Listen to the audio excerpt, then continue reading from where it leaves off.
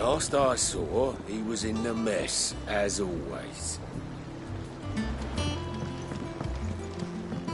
Welcome back, Sid. Finish with that log so we can call it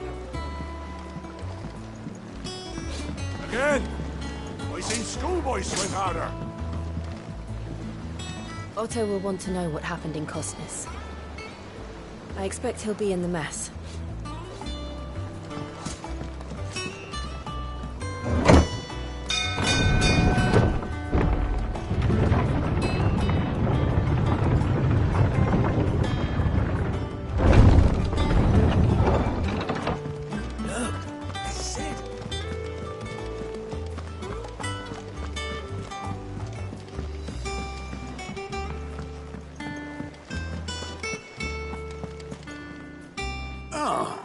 There you are, Clive. Word of your adventures arrived this morning. Victor sent his thanks. I doubt Kupka will miss the fools he sent to catch me. Not a single one of the bearers we saved showed any interest in coming with us. No one seems keen to join hands with an outlaw. Any news while we were away? None worth mentioning. Gav's still off keeping an eye on the Republican army. Should be back any day now. Understood. If anyone needs me, I'll be in the map room.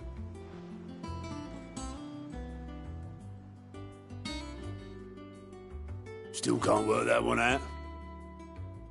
There must be better places than the hull of a gutted airship to bury your nose in a book. Yet this is where she's chosen to be. And I'm sure she has her reasons.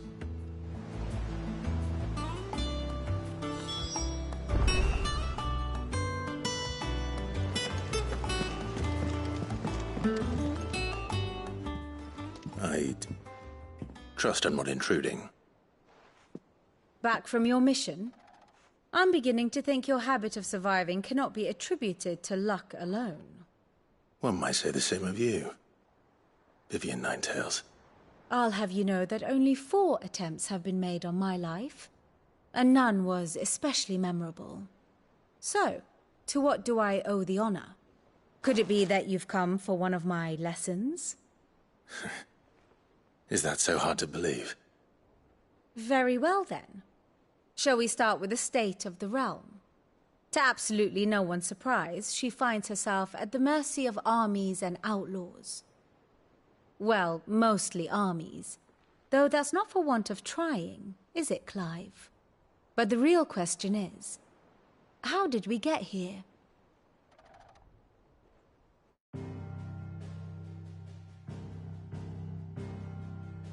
Long though Sambrek's dominion over northeastern Storm has endured, recent days have seen the Blight wrest ever more land from her grasp. For which reason she has continued to wage war on her rival across the strait, hoping to claim less blackened pastures. But Odin would sooner pawn his sword than Waloed relinquish Ash. And the Empire pays dearly for every blade of grass bent beneath Sambrequois boots. Little wonder then that Sylvester set his sights on the crystalline dominion, an altogether easier target, possessed of no less ether. It was 5 years ago, while you were busying yourself with the destruction of Drake's head, that the Empire made its move, subjugating its theretofore neutral neighbor. A nation which could legitimately claim to be the center of the world. Certainly there is no better place to stage an army. From there, the Holy Empire's reach spans the Twins. The non-aggression treaty was the only thing keeping them in check. But if they truly broke the pact without provocation, it is only a matter of time before others reply in kind. The Holy Empire, the Dhalmekian Republic, the Kingdom of Waloed, and of course, our friends in Yaran. Who will be left standing, I wonder, when the last drop of blood is spilled?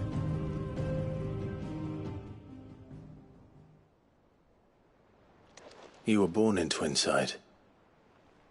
Do you not fear for your home? Oh, dark clouds are wont to gather over the Dominion. Yet in spite of it all, she has ever endured. and when the storm has passed, I am confident she will remain. Now, as to the matter of payment for today's lesson, complete a simple errand for me and we shall consider ourselves even. Even? Right. Return this volume to old tomes in the shelves. Tell him it was, adequate. I suppose it wouldn't hurt to visit our resident historian.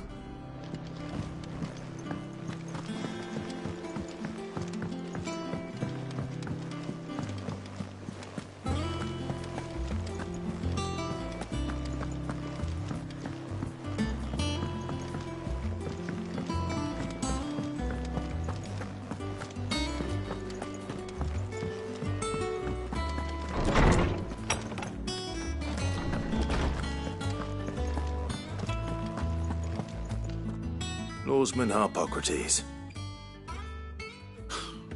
Now that is a name I have not heard for a long time. So long, in fact, I had half forgotten it was mine. Welcome home, Clive. You were missed, as always. I believe this belongs to you. Vivian asked me to return it.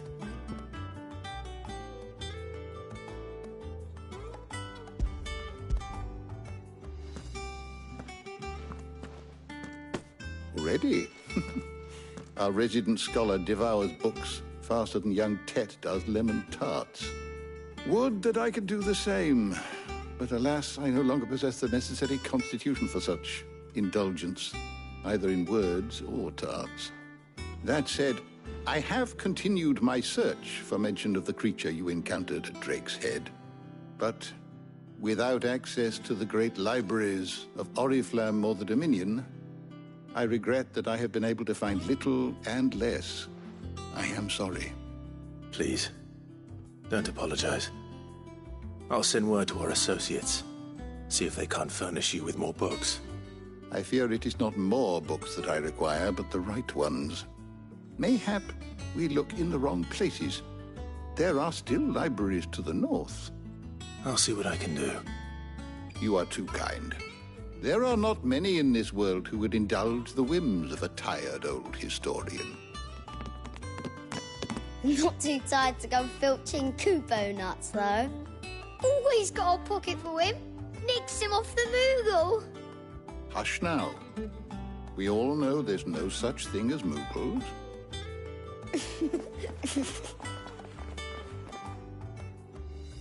The twins seem well.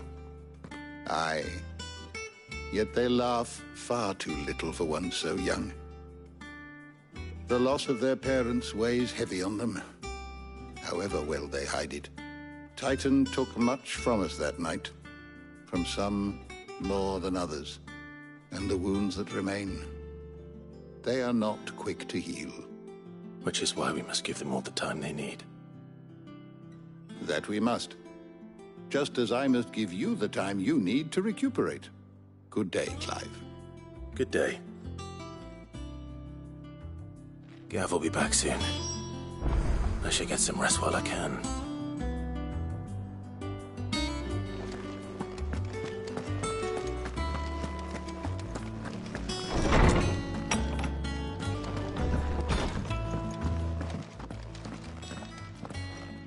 Not back a blink and you're already off solving everyone's problems.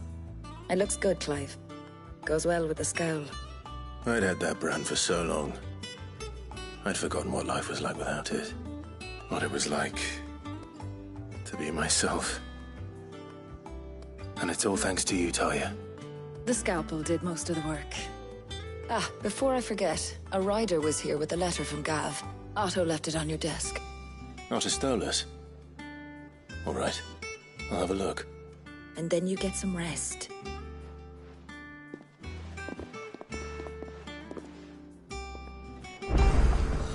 What could Gav have thought worthy of a letter?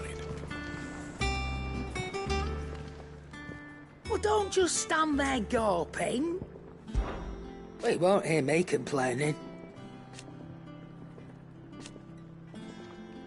The only drawback, still,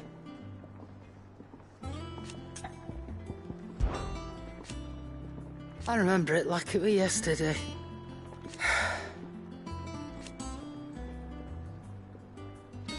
You're our leader now, Clive.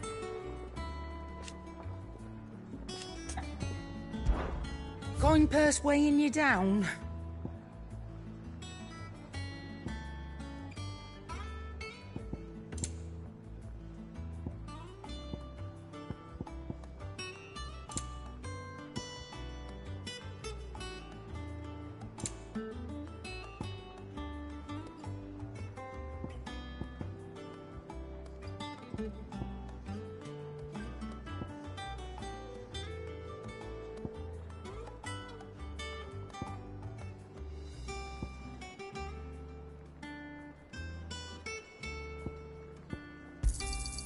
You're rubbing me blind, you know. It'd better all be here.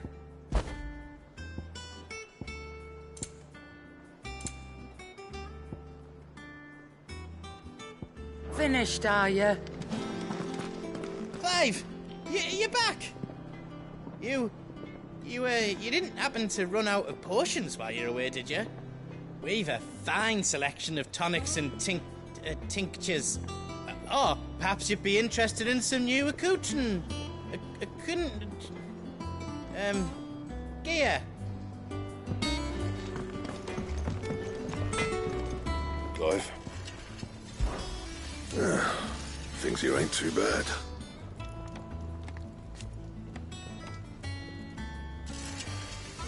Nah.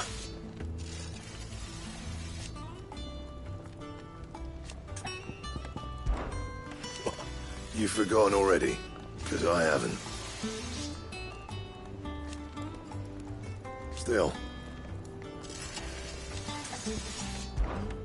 What do you want?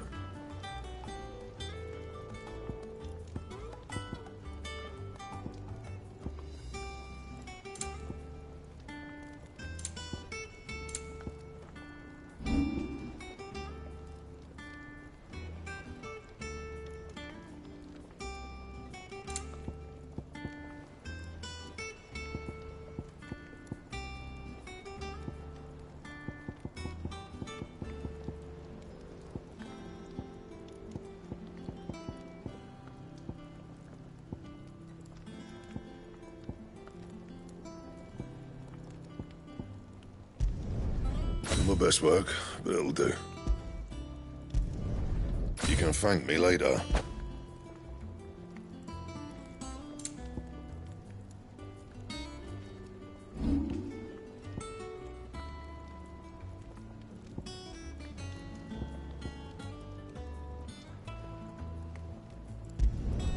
Should last you a good while.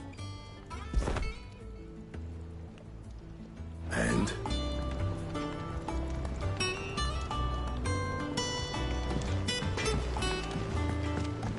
Look, Sid. Squeaks wants to meet you. I can keep him, can't I? Can't I?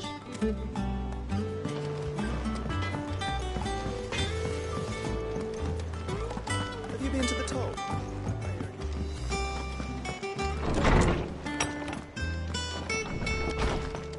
Otto was here earlier with a letter from Gav.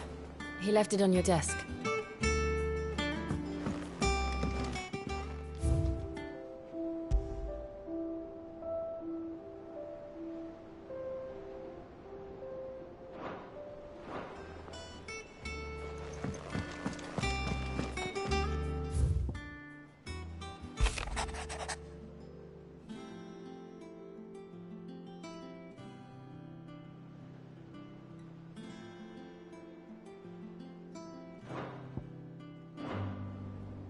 What does Gav have to say? The Republican army is on the march, leaving Randalar in Hugo Kupka's charge. With him and his men occupied with the defense of the capital, they're less likely to trouble us. Good news, then. It's more than that. This is our chance. The one we've been waiting for.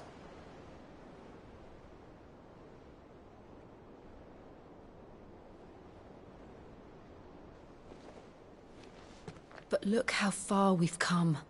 All that we have here, our friends, the hideaway, are they not cause for joy? 5 years.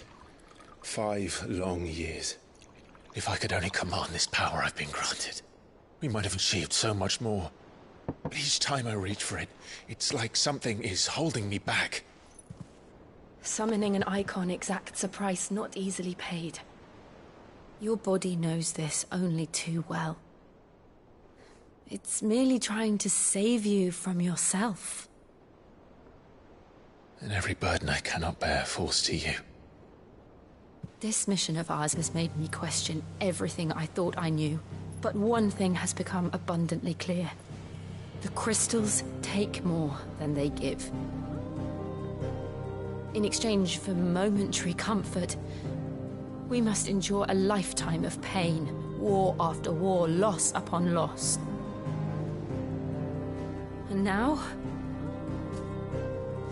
they rob us of our very homes, leaving naught but dust and ash.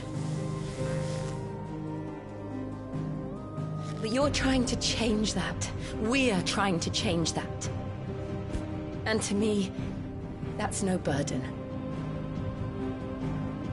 I know, but... Try not to forget. We're only here because Joshua gave us a second chance. It would be a pity to waste such a precious gift.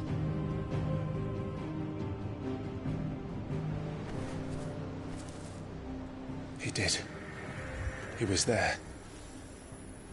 It wasn't an illusion. I heard him call out to Ultima.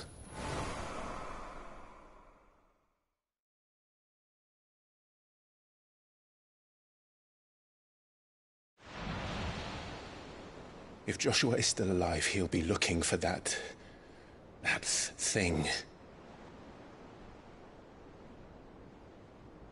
Do you think he will ever come back? I know he will. And we must be ready when he does.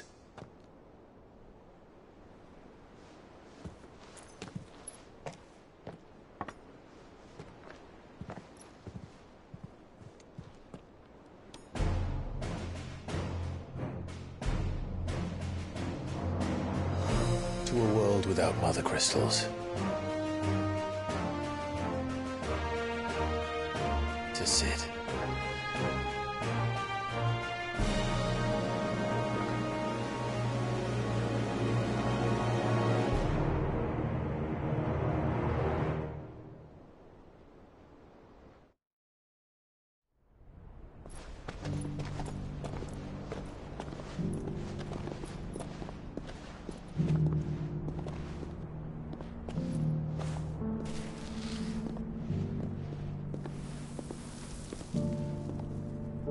And so the North is lost. I knew that the Blight spread ever more swiftly, Your Grace. But this is far, far worse than any could have imagined. It is only a matter of time before the twins are no more.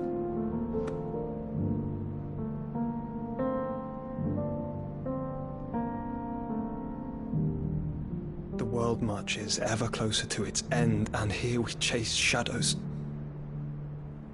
Tell me, brother, are our efforts in vain?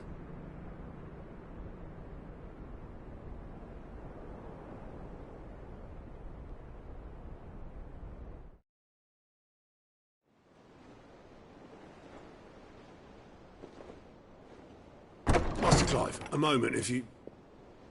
my apologies, I didn't mean to...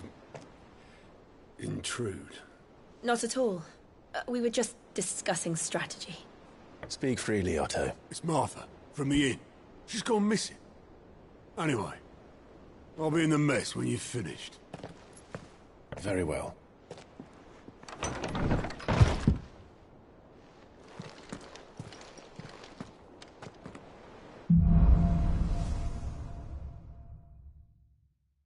What would make Martha leave the rest? Something has happened to Martha. We need to speak with Otto.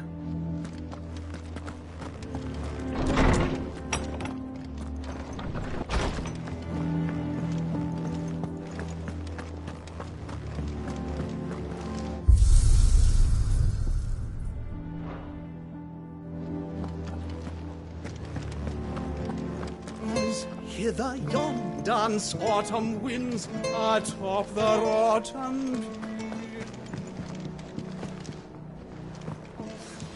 Welcome back, Sid. How am I getting on? About as well as you'd expect of a barmaid pouring sour ale for penniless outlaws in the middle of the Deadlands. And it'd be worse than that if Molly here didn't make the best stew this side of Stone here, even if it is mostly just yesterday's leavings. Don't tell her you heard that from me, though.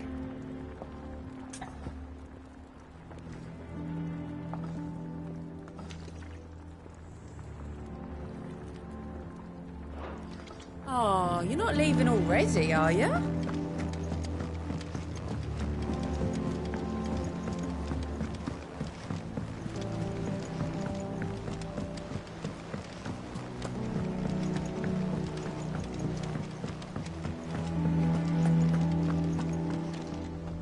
What do we know, Otto? Some lads from the Imperial garrison in Rosaria started a fight over at Martha's Rest. Blood was spilled, bones were broken. The usual. But somewhere in the middle of it all, Martha vanished without a word to anyone. And that ain't like her, Clive. Something's not right. You think this was planned? Of course it bloody was. Ever since Eastpool, the Empire's been tightening its grip round the Duchy's balls. They've strung up everyone who's ever set eyes on a runaway, claiming they're traitors to the Holy Throne, conspiring to restore the House of Rosfield to power. And now it sounds like the bastards have turned their attentions to the pallbearers meek enough to stay put.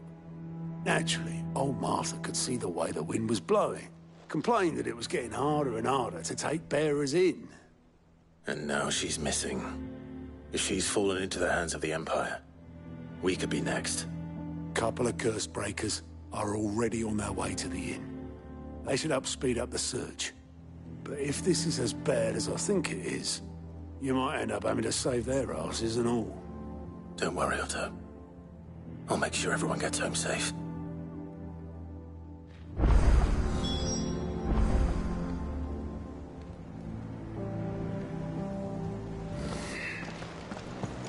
Have you finished sorting those reports yet? Finished? I ain't started. Martha is a survivor. We'll find her.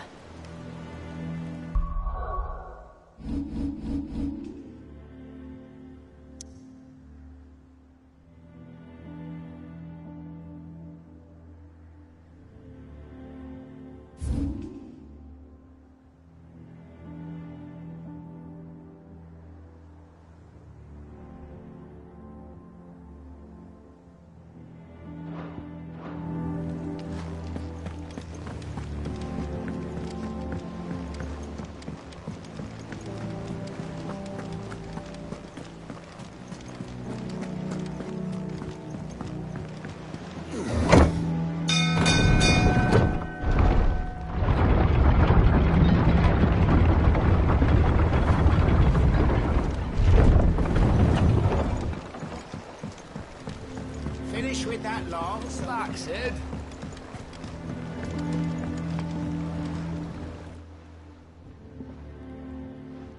Damn blighted bilge. Is everything all right? Aside from the holes in my hull, everything's roses. The lake water doesn't agree with it, then? That's one way of putting it.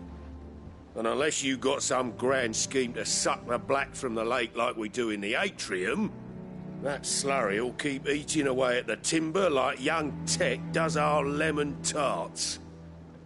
Suppose a coat of pitch might stave off the rot for a moon or so.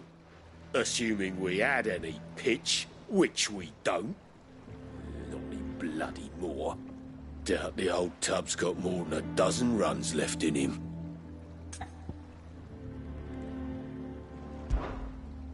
Of course, Obolus. Your skiff is our only means of reaching the mainland. Without it, we'd be lost. Well, I'm glad someone round here sees it that way. To make pitch, you need pitch trees. But But in case you haven't noticed, live trees are one of the 1,000 things sorely lacking in the Deadlands. Now, I'm not so unkind as to ask you to fell a faraway forest and lug the logs back here to the mere, which is why we'll be needing a suitable alternative. And it just so happens I once heard the thorny pitchers of Curltail Falls cover themselves in a sticky wax to trap birds and beetles and whatnot. Might be enough to tide me over. Sounds easier than felling a faraway forest. That's for certain.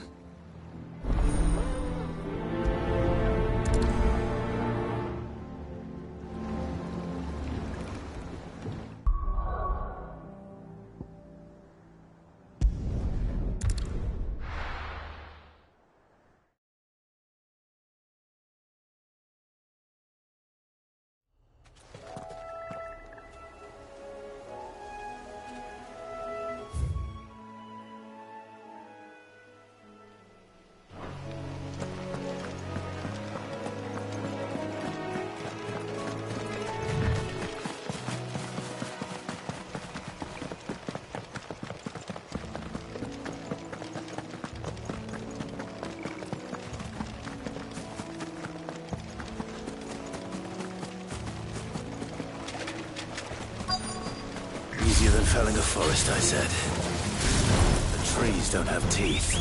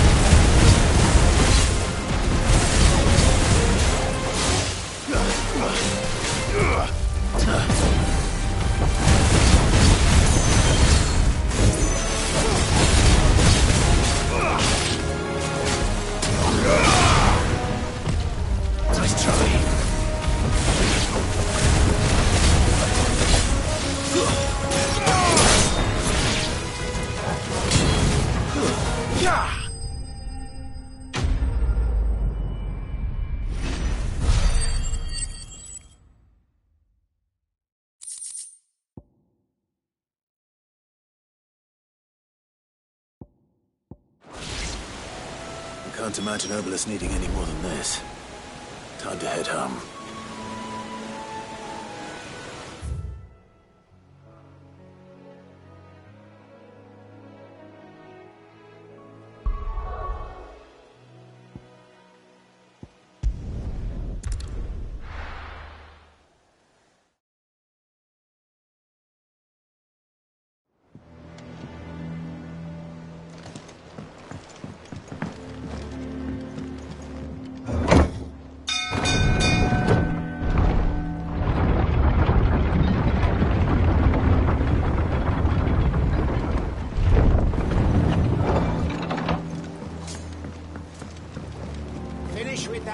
Welcome back, Sid.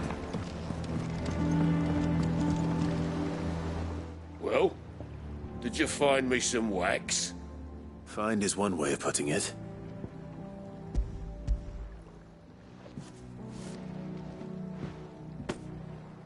Ugh! Reeks like a chocobo's arse. I don't suppose the Argo will mind as long as he stays above the waves. Argo? So your boat has a name? I didn't know. Yeah.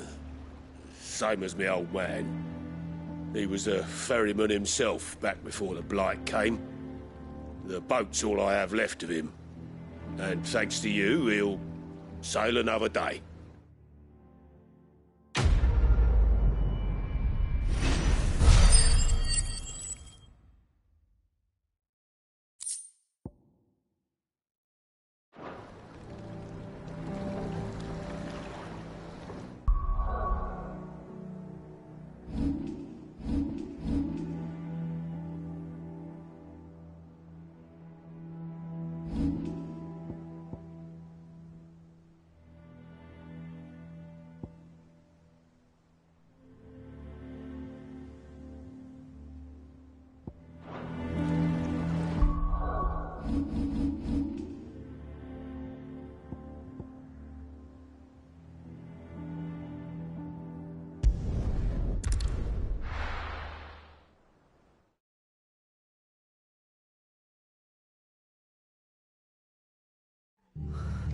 What happened here?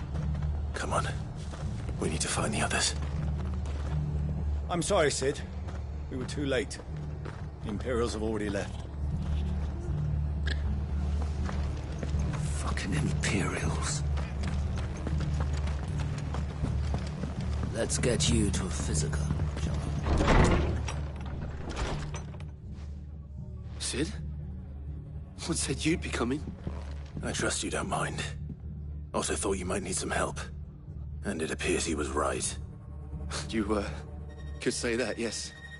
They're saying the Imperials descended like a storm. No one was spared their fury. Martha tried to step in and calm things down, but all her efforts got her were a pair of iron shackles and a hard march. Any idea where? Judging by their tracks, they headed towards Sorrowwise Bay. To the Abbey sheltering Martha's bearers. The bastards. Jill and I will go after them. You take care of the people here. We will. But, before you go, one of the locals heard something. He said the soldiers were talking about a culling. I don't know how big this is, but it doesn't sound good. Be careful out there, Sid. You do the same.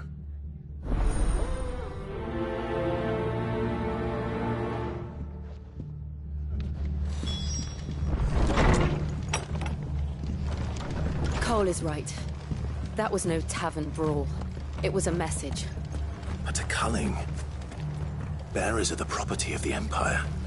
The garrison wouldn't have the authority to act alone. The orders would have had to have come from higher up. What are you after?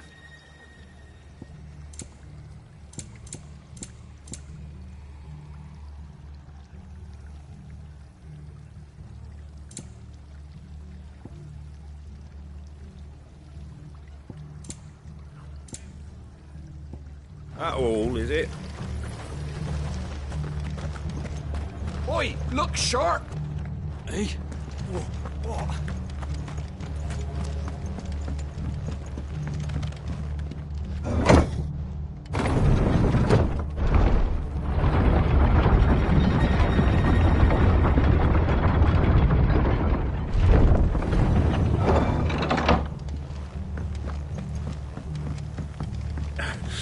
If those Orsons touch an arrow on Martha's head.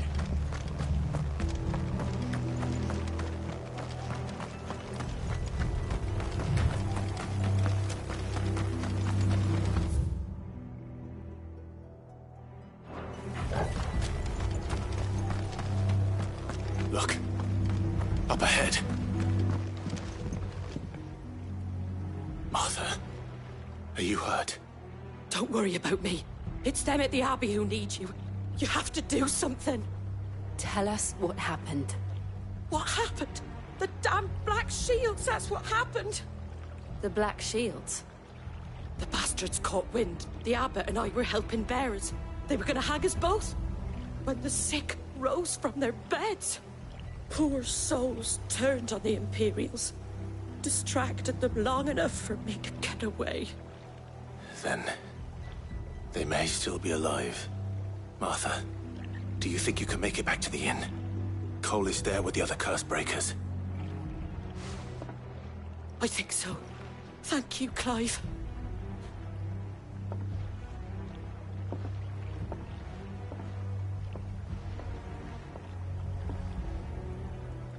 Black Shields.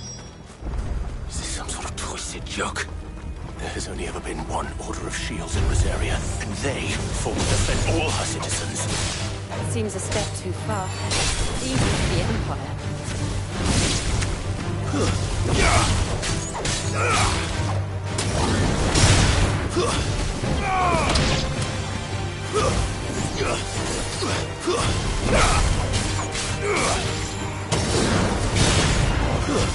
Stay down!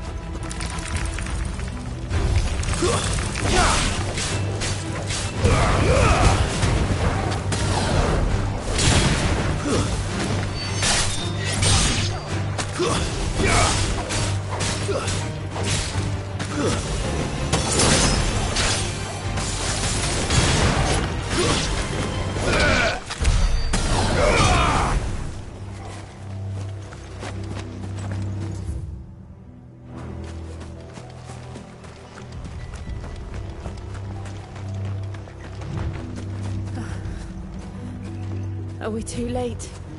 There might still be someone inside.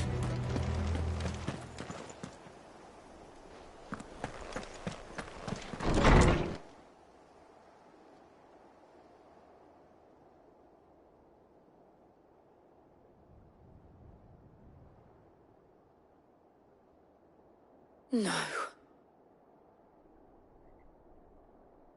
Damn it.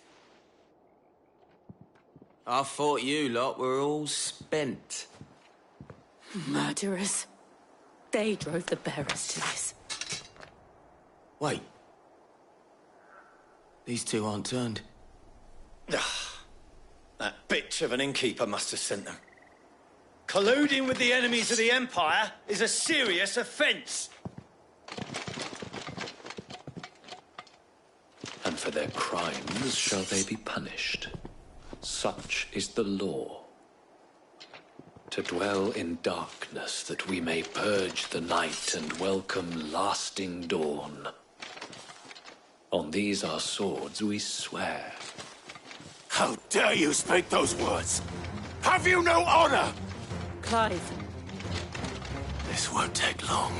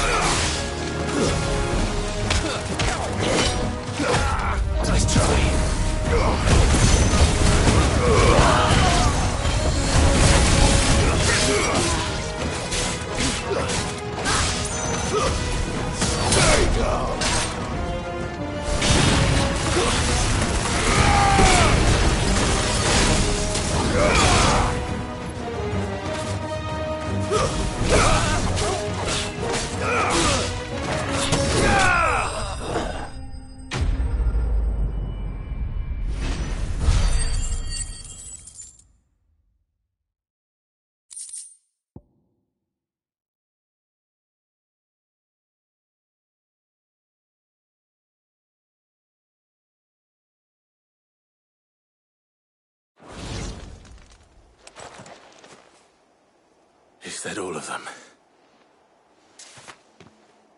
I think so.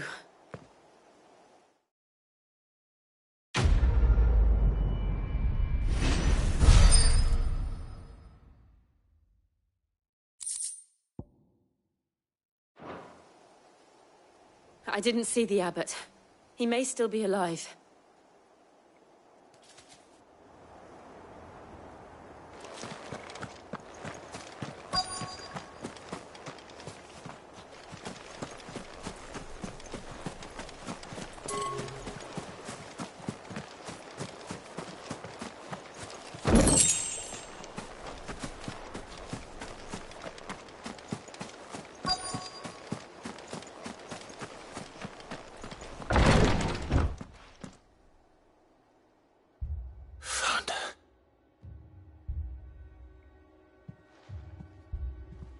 The abbot.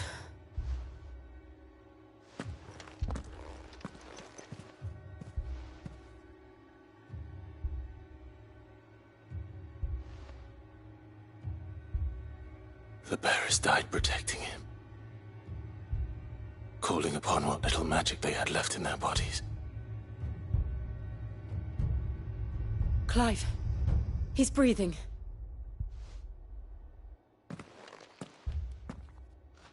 We're friends of Martha. We're here to help. Are the Imperials dead? They are. Every last one.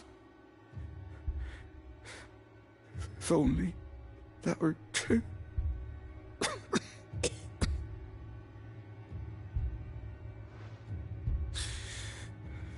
The Black Shields will return. The cullings will continue. Rosaria will never be saved unless we save her. Tell Mother to beg Cid's aid and tell her this wasn't her fault. I shall. Cid! Where are you? Cid! In here! We found a survivor! Clive. He's gone.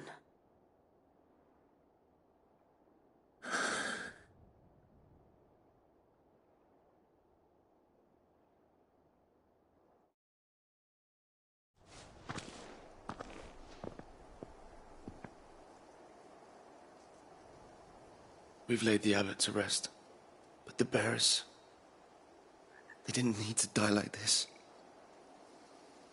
No, they didn't. But it was their choice.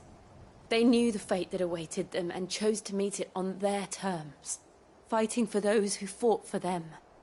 Martha said they rose from their beds, threw themselves at the Imperials so she and the abbot could escape. I've gathered the bearers' remains. We should consign them to the tide. There's a drawbridge not far from here. Radix Jump. The currents there are swift. If the abbot was still with us, he'd have taken the dust there himself and performed the casting. I'll get someone to... I'll do it. Of course. Cole and I will remain here and see to the Imperials.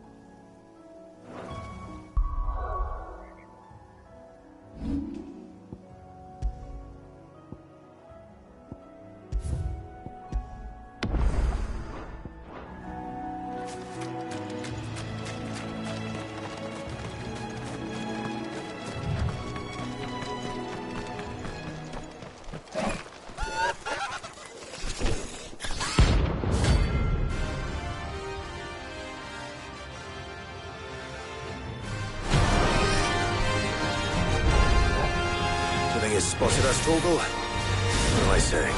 Of course it has. It's a floating eyeball.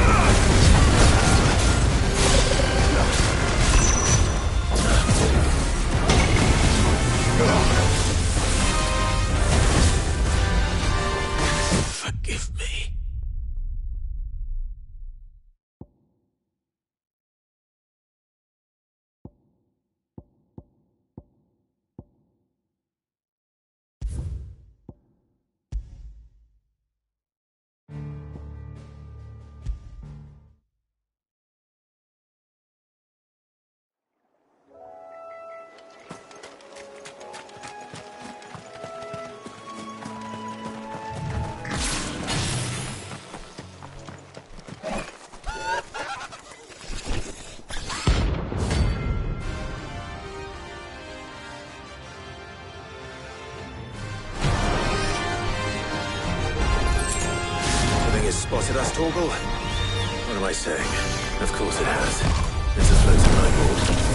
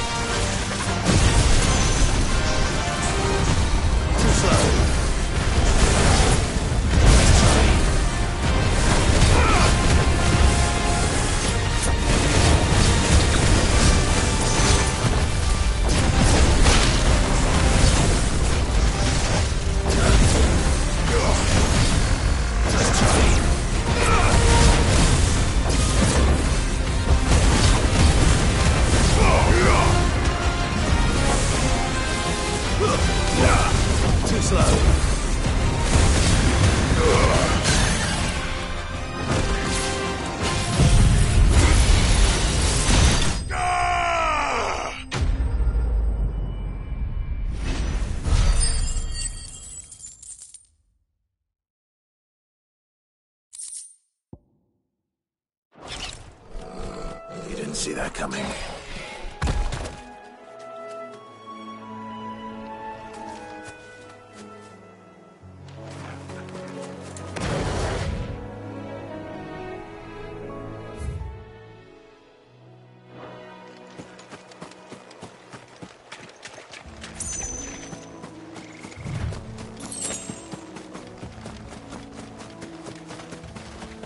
That must be the bridge.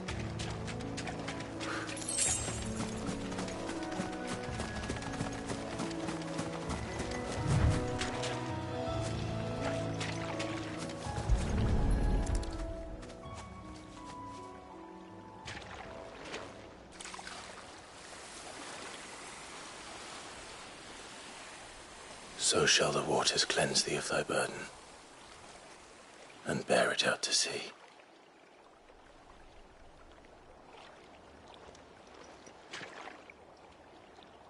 And now they are truly free. I hope so. What of the Imperials? A pyre was made. It's more than they deserve. We should go back. Cole is worried about Martha. All right.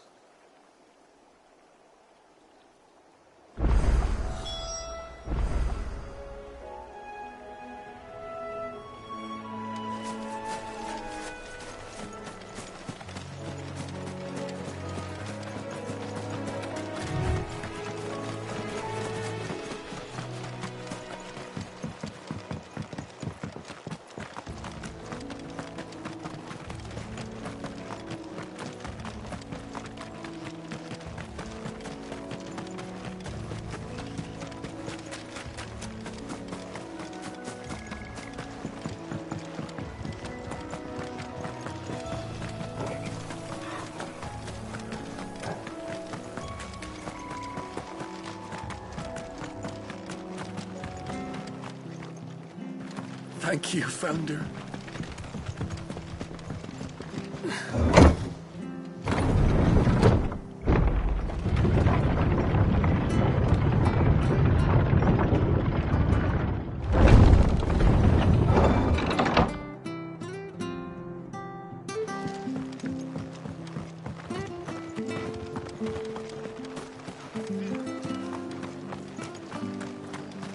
They've killed my bearer. I demand...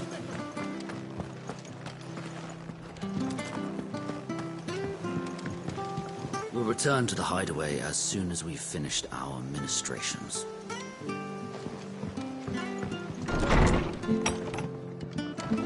What in the world is going on?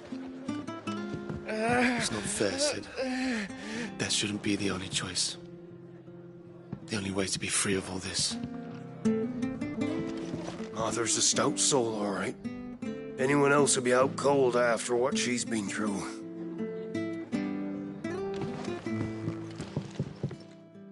No one survived then? I'm sorry. Before he passed, one of them bade me tell you not to blame yourself. Doesn't mean I won't. Doesn't mean their blood's not on my hands. Cole said you cast their remains. That was good of you. But it should have been me. This was all my fault. How? You couldn't have known. But I did. And I turned a deaf ear to the warnings like the fool I am. The rumours started moons ago. Of black-clad devils descending on villages in the dead of night to slit the throats of sleeping bearers. But I assumed it was all just nonsense concocted by the Empire. Nothing but a ghost story meant to make folk think twice about lending a hand to a fugitive bearer. And in ordinary times you would have been right. What these Black Shields are doing is unthinkable. Which begs the question, why do it at all? My mother obviously has a hand in this. I cannot make sense of her actions. Unpicking what goes on in that woman's head is a job for someone with more time on their hands. Right now, I need swords and men to wield them, preferably big ones. If those Imperials think they can come in here again and threaten my people, they're in for a rude awakening. Oh, Before I forget, a Stolas from Otto landed just before you arrived. He asked me to tell you that Gav has returned. Then we must as well. Will you be all right here, Martha? We can stay longer if you wish. No need. I'll be ready should the Imperials come calling.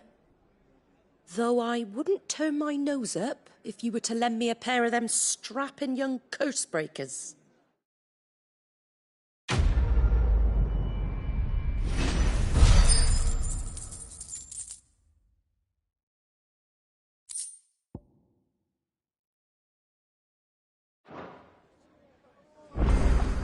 Those poor souls died to give me a chance to save others. I won't let their sacrifice be in vain.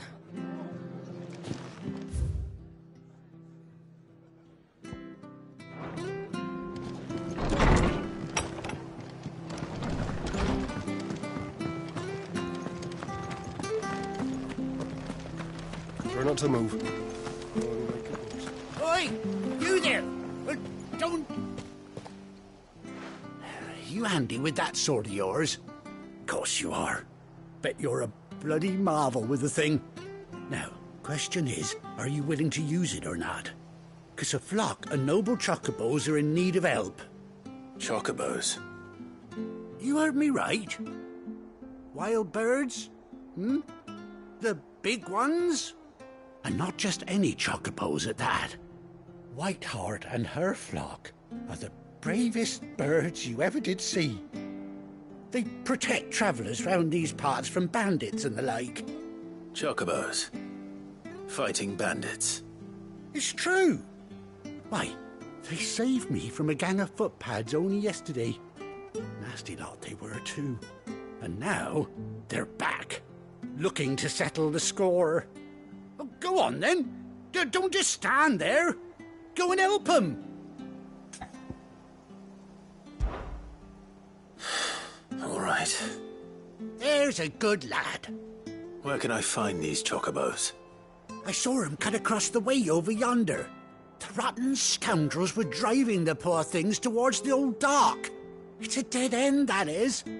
You save Whiteheart and her flock, you hear me? There ain't a pluckier bird in all the world. She's a hero to us locals. And don't worry, you'll know her when you see her right enough. I'm sure I will. And good luck to you. And give those no-good bastards a hiding from me.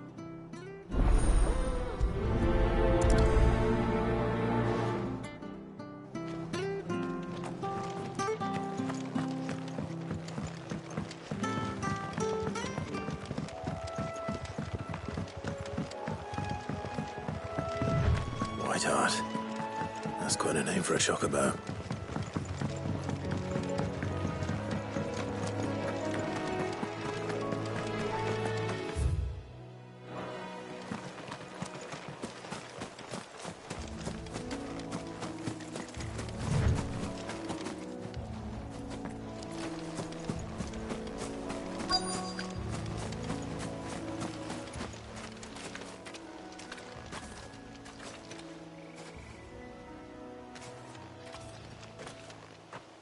A white feather.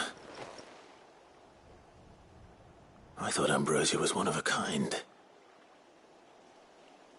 Speaking of brave birds. Looks like they went that way.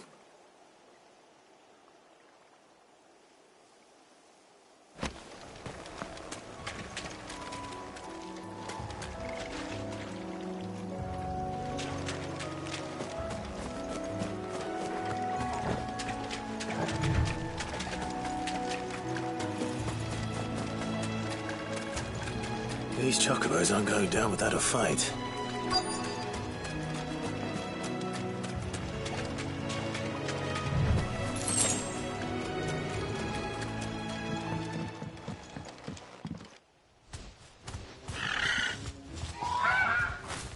We got you cornered, Feathers. You didn't think you'd seen the last of us, did you? You've been bad for business. But I reckon someone will pay good coin to mount your head on their wall. Not around here, they won't. Oh. And why's that, eh? Because she's something of a hero in these parts. You hurt her, and I hurt you. Piss off. Or better still, how about we hurt you both? All right then. But don't say I didn't warn you.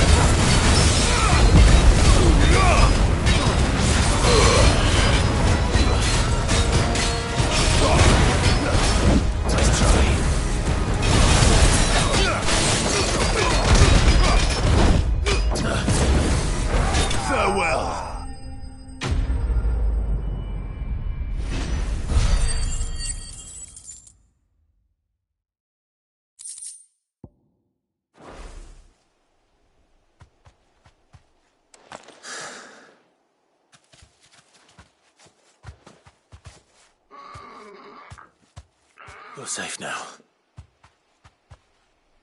White heart, I presume. Do you know her, boy?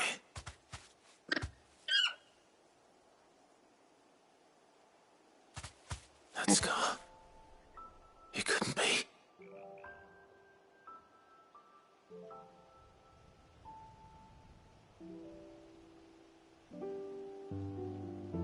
Ambrosia.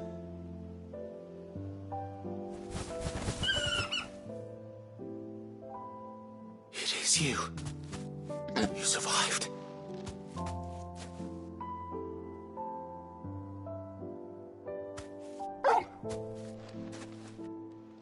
And you found yourself a flock.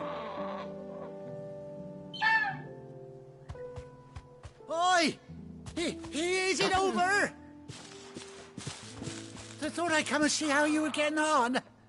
Oh, well, you sorted the bastards then. I knew you would.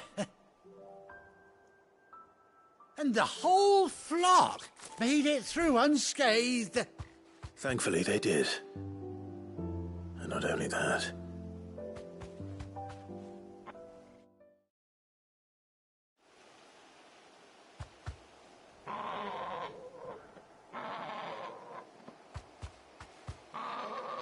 Well, I'll be.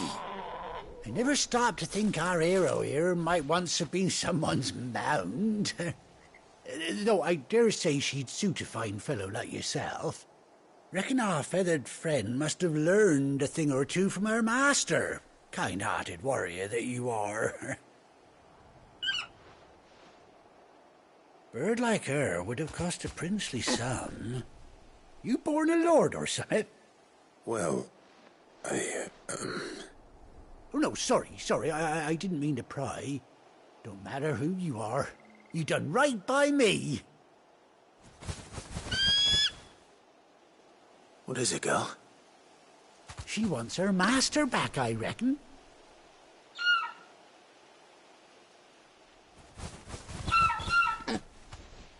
Told you. And it seems her pals agree. Is that it? You want to come with me? Well, bugger me if this ain't a heartwarming sight. The lads down the stables will be hearing about this tonight. Oh, stay right where you are.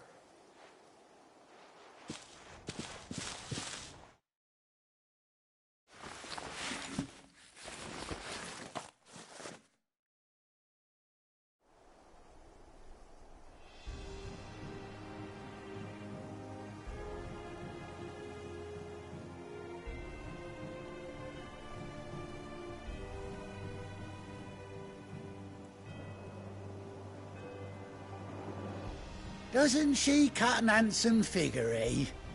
She does indeed. How much do I owe you? Ah, a few scraps of leather's the very least I owe old Whiteheart. Oh, I'll be sad to see her go, of course. But she's earned her right to happiness and more besides. Don't you worry, we'll get along just fine without her. You hear that, Whiteheart? You've earned yourself some time off. You have fun traveling with your master now.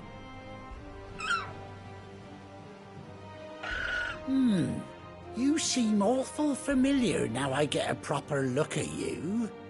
That's it. When those chocobos swarmed my cart on the road, didn't you? No, that can't be right.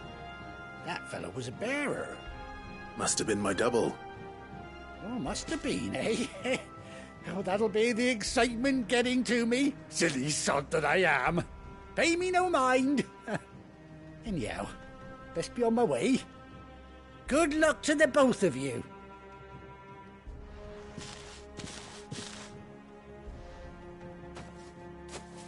You take care of your flock for now. I'll call you when I need you.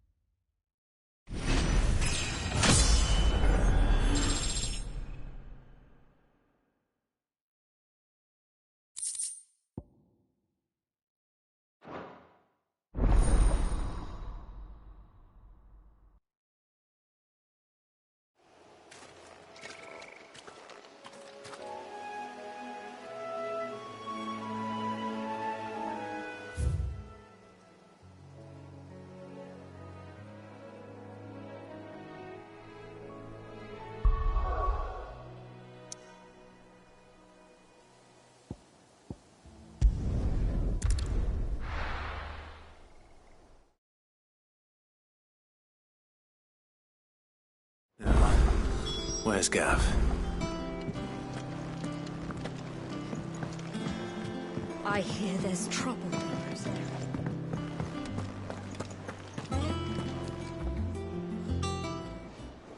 Ah, Clive! Oh, I've missed that scowl.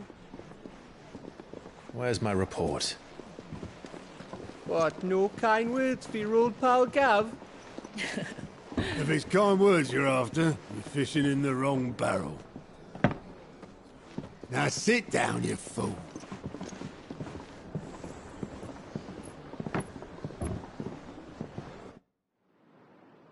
So, you remember how quick the Empire was to occupy the Dominion after the fall of Drake's head?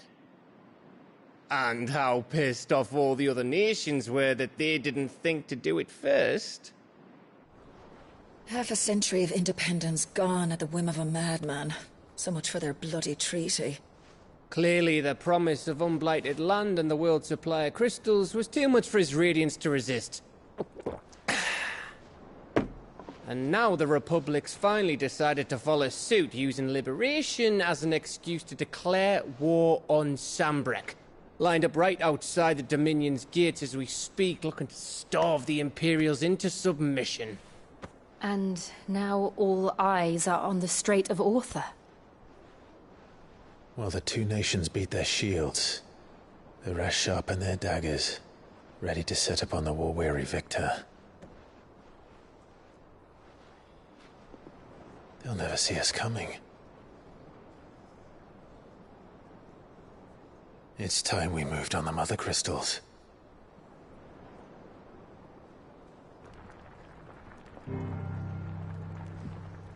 Four Mother Crystals remain in Storm and Ash. Drake's Breath near Ironhome. Drake's Fang in Dharmekia. Drake's Spine in Waloed. And Drake's Tail here in the Crystalline Dominion. With the bulk of the Republican army marching to Twinside, Drake's Fang will be left exposed. That is exactly the move Kupka would anticipate. And if there is anything these past 5 years have taught us, is that he loves his traps. There is one place, however, where nobody will be expecting us to go. Drake's Breath. There's a shitload of sea between us and it, and I've never been much of a swimmer. I have an acquaintance in Port Isolde who may be able to help. Who's that then? My uncle, Byron Rossfield. Lord Byron Rossfield of the Seven High Houses, the trade magnate with holdings in over 100 cities. Wait, Rossfield. And you're a Rossfield, of course. My uncle's name gave him his start in the world, but it was his acumen which earned him his fortune. Along with a handsome fleet of ships. Well, it's settled then. What are we waiting for, eh? Huh?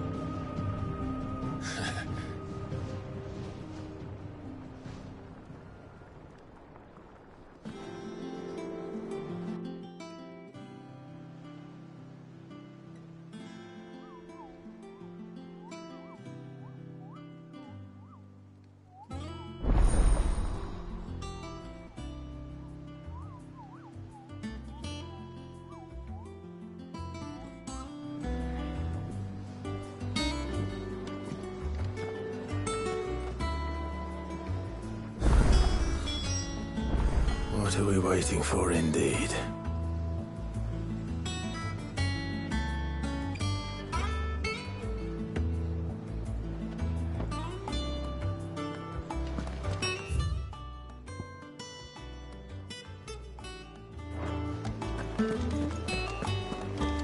Think it's all right to touch him?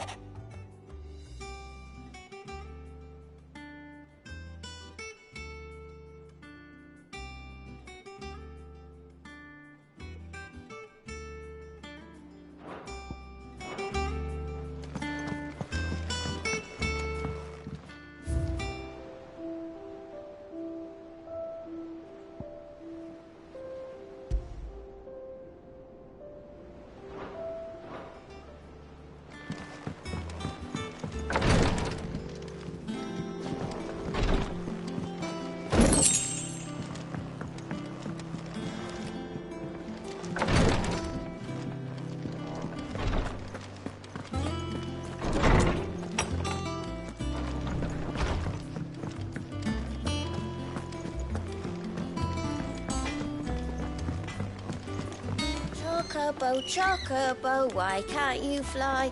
What good are your wings if you can't reach the sky?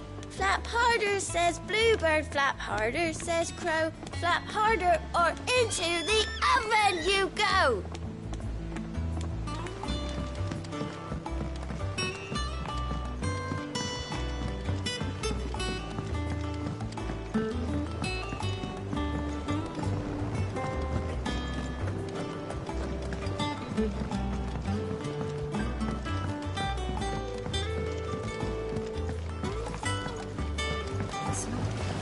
Won't be long now, Martel. Sid, I was hoping to speak to you. Is everything all right? Oh, yeah, it's just, well, as you know, we've been trying to grow fruit down here. It's good to know that something of the old hideaway still lives on. Martel's pride and joy. It was a sapling when she rescued it from the rubble, but look at it now. All our hard work's finally paying off. I took it on, you see, after she died, and now the fruit's finally ready to eat. And not only is it ready, it's actually tasty. Sweet as you like, in fact. She bred the bitter right out of it. Impressive. And welcome news to more than a few, I'd say. I thought this first harvest could go to the curse breakers, on account of all they do for the hideaway. You couldn't take them some, could you? Seems better them coming from you. It'll be nice being the bearer of good news for a change. Oh, thank you. She always had a soft spot for that lot, see? And once they've had their share, I'll see to it that everyone else gets some. Here you go. Martel apples, they're called, in honour of her memory. You hear that, Martel? Today's finally the day.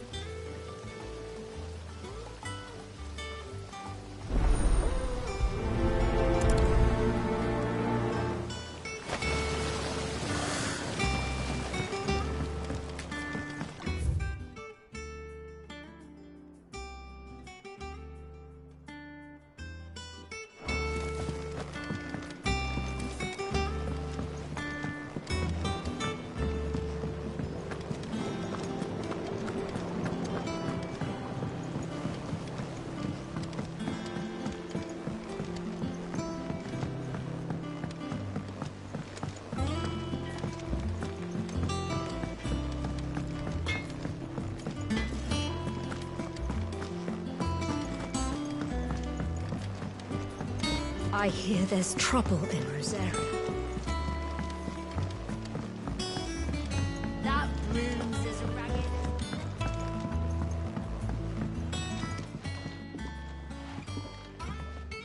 You two look like you could use something to eat. Here. Courtesy of Martel.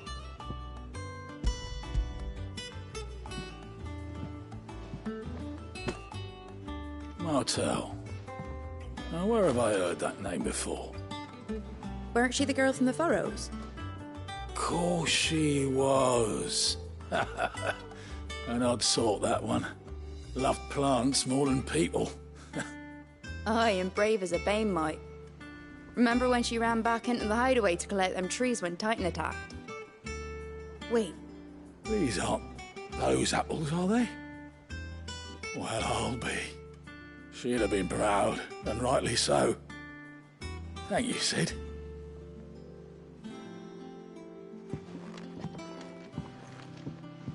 Others weren't so lucky, though.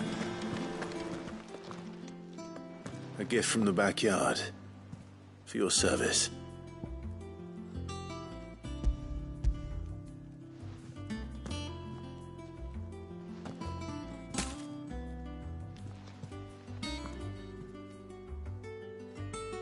Blimey, these take me back. I haven't seen a hideaway apple since. Old Sid was the only one who could stomach the things. He'd nab them right from the branch, make Martel livid. Not that anyone could stay mad at the man for long. That sounds like the Sid I knew, all right. Planning on keeping that lot to yourselves, were you? Hang on. These aren't Martels, are they? I'm glad to see someone carried on what she started. Can't have been easy, not in the Deadlands. Reckon she'd be happy knowing all her hard work didn't go to waste. Clive, tell the lad down in the backyard to run some over for me, will ya? Not so much as a thank you. Well, I've got some manners at least. Thanks, Sid. You can leave the basket with me.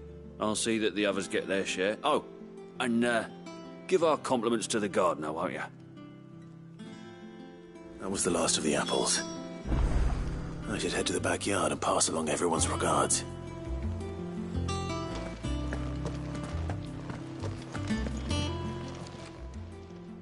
Oh, Clive!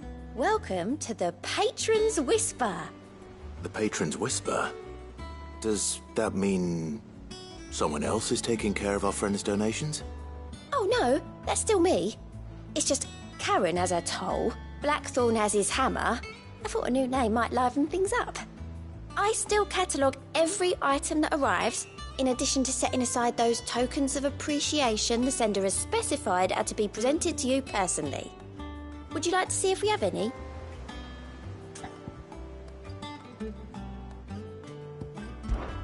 Business is busy.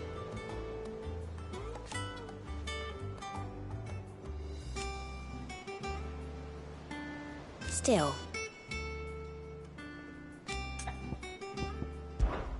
Words are immortal.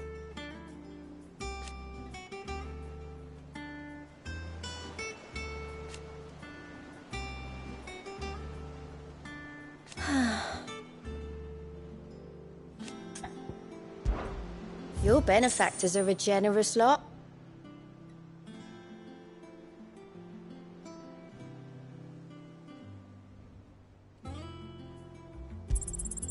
You earned this.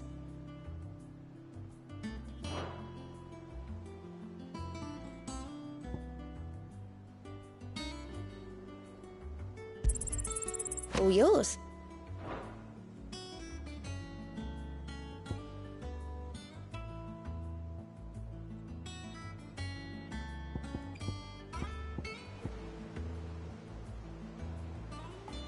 Best of luck out there, Sid.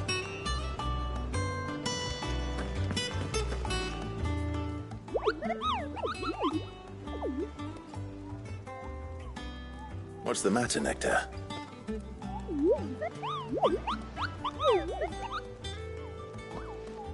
The hunt board? It's where the curse breakers post sightings of particularly fearsome beasts. Those that might pose a threat to our operations if they were left to roam free. Just because they can't be dealt with when they're spotted, doesn't mean they can't be dealt with later. Was that what you wanted to know?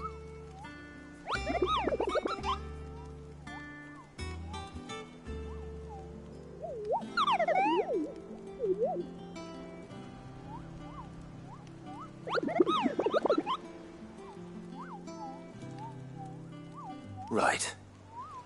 Well, leaving your mightiness aside for the moment, the people of Valisthea are going through a lot already.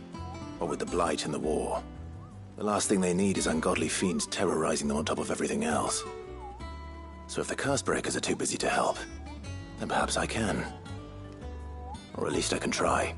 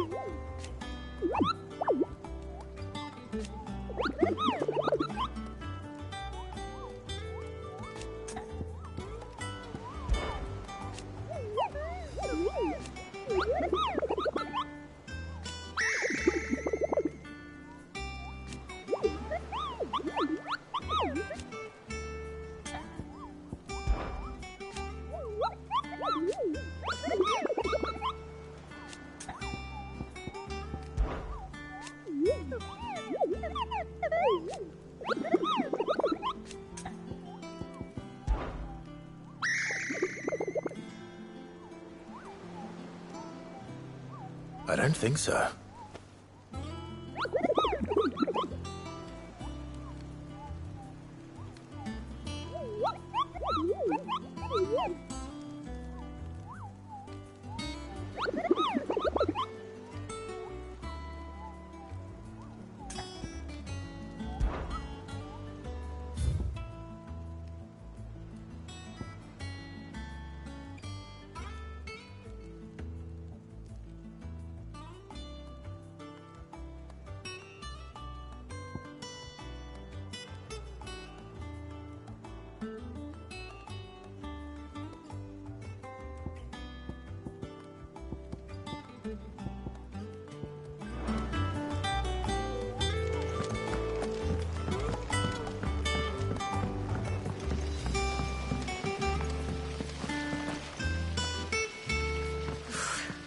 say removing a brand is almost as painful as getting one. There was a time I only had eyes for Otto. But then I saw the light, and his name is Cole. That way he looks at you like a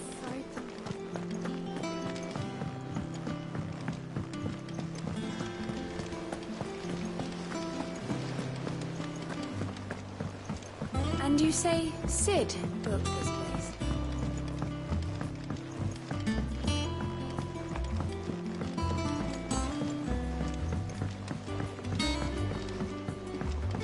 Did you come through the forge today?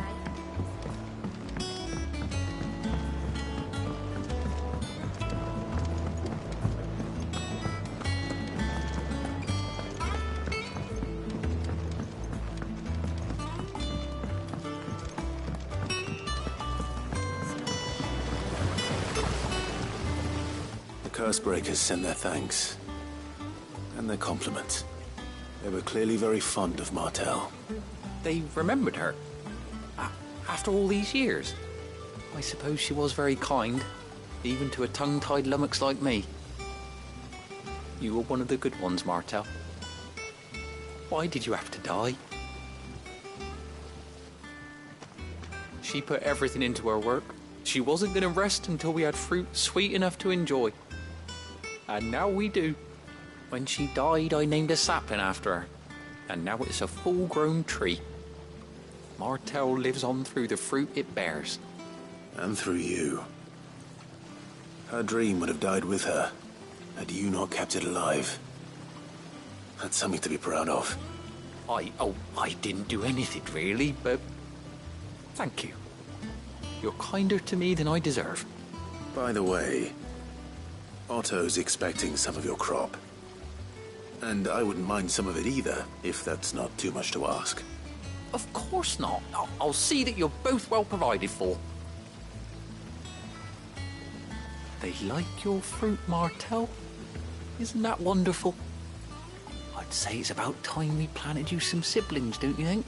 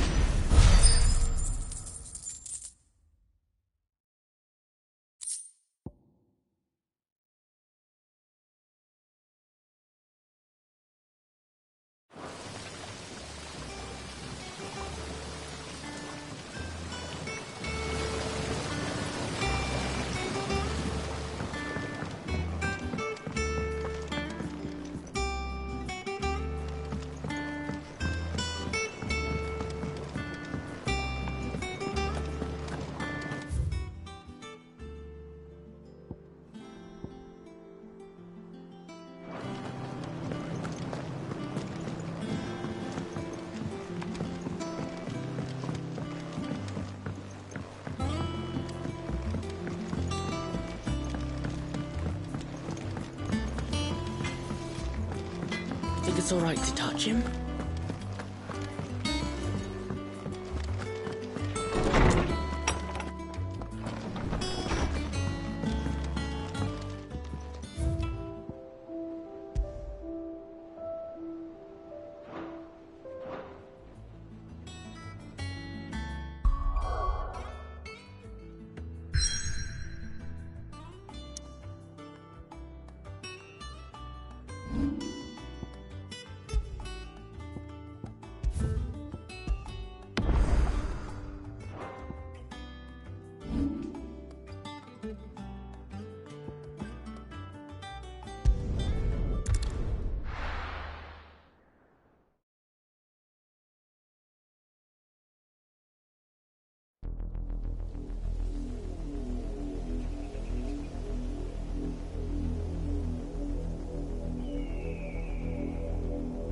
Do you think it was wise to leave, Gav?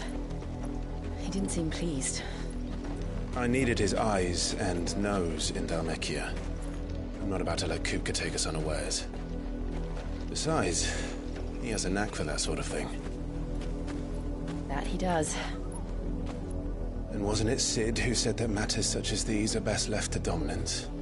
Especially should one of his beloved opportunities to grow and change present itself.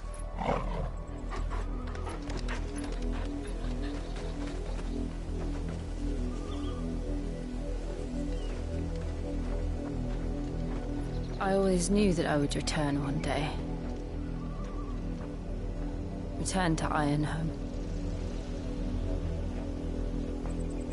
For what? After learning the truth, you were given the chance to face your past. If I am to continue at your side, I must do the same.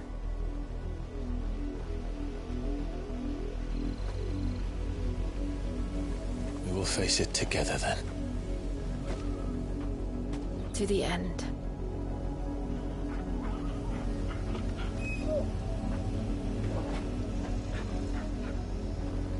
Come on.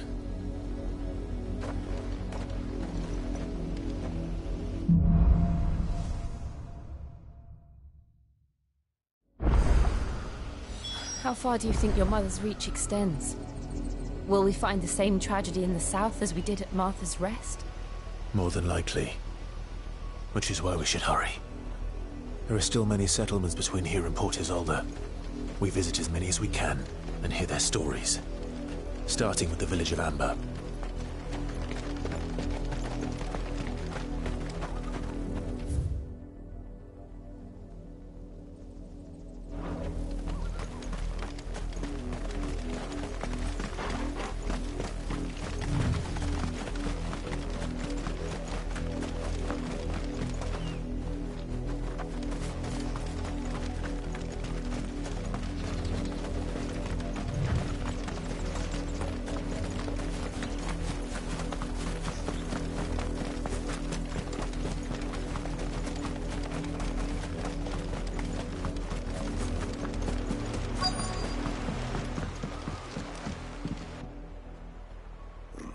Mockery of justice is what it is. Lord Elwyn would never have stood for this. Quiet, you! I think we're loyalists. Jill, look.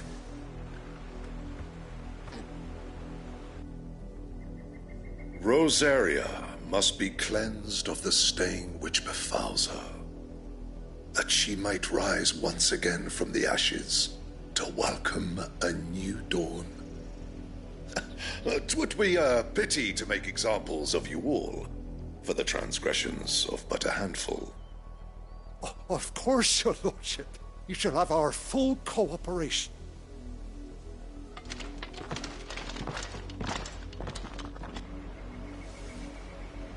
What business could the Black Shields have in a village this small? There's barely room to hide a bearer. Then they must be here for something else. You fancy dancing a gallows jig like the miller's son? All right, I heard you the first time. Welcome, stranger.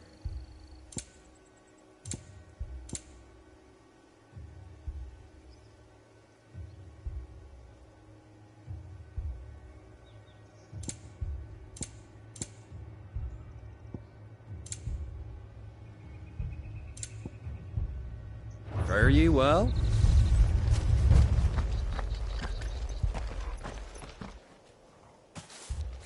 Excuse me, but what was all that about earlier?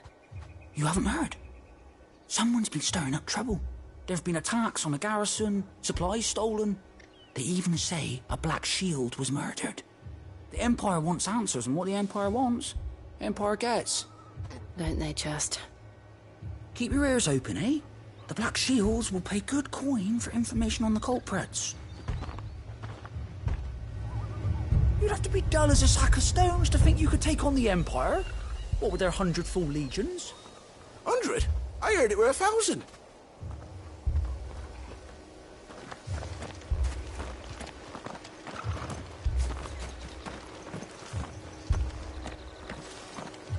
Word is, Port Isolde's closed her gates to all but the Highborn, and now a great camp sprung up along the walls.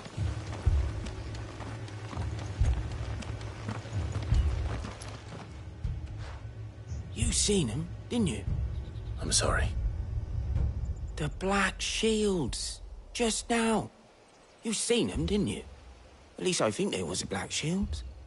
Can't say I ever saw one before. Was this the first time they visited the village? What do you think? Amber's the arse end of nowhere. And they thought we might be harbouring firebrands. Huh. If only we were.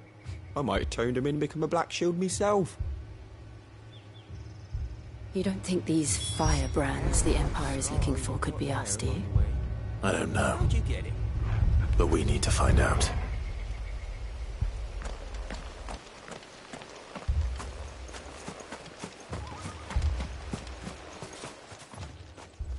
Greetings, friend. We are travelers. I know that. What do you want? We couldn't help noticing those Imperial soldiers who were here earlier. Don't you go telling these strangers a thing. I speak for the people of this village, and we have nothing more to say to you. You are to leave Amber and never come back. May I at least ask why? I don't know who you are or what brings you here, but your presence puts us all in grave danger. The Empire is a harsh master. Its demands are great, and its justice swift. But as long as we keep our heads down and pay our tributes, we are left alone. Some might call it submission. But if it will spare my people the Viceroy's wrath, then I will gladly submit. This village will not become another East Pool. Then we shall be on our way.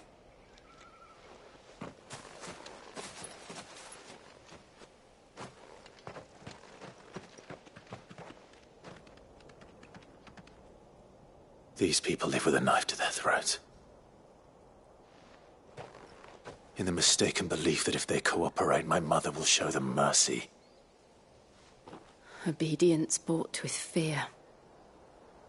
Are you all right? Sorry, It's nothing. We still don't know who the Black Shields are looking for. Well, whoever they are, the Imperials deem them worth pursuing to the back of beyond. But other than Martha, who else in Rosari would have the courage to stand against the Empire? A new ally would certainly be welcome. Can we find them before the Imperials do? Perhaps the next village will yield more answers. Perhaps.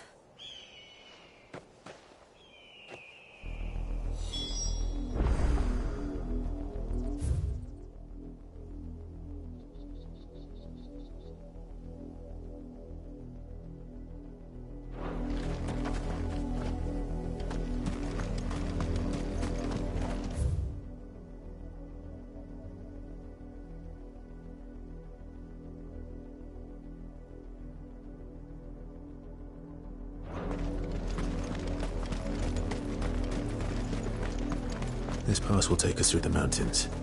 And directly into the path of whoever or whatever lurks here.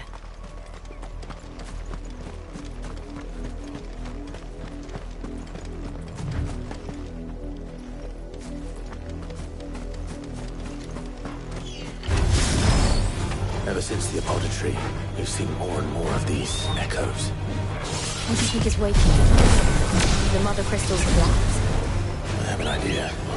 I like it.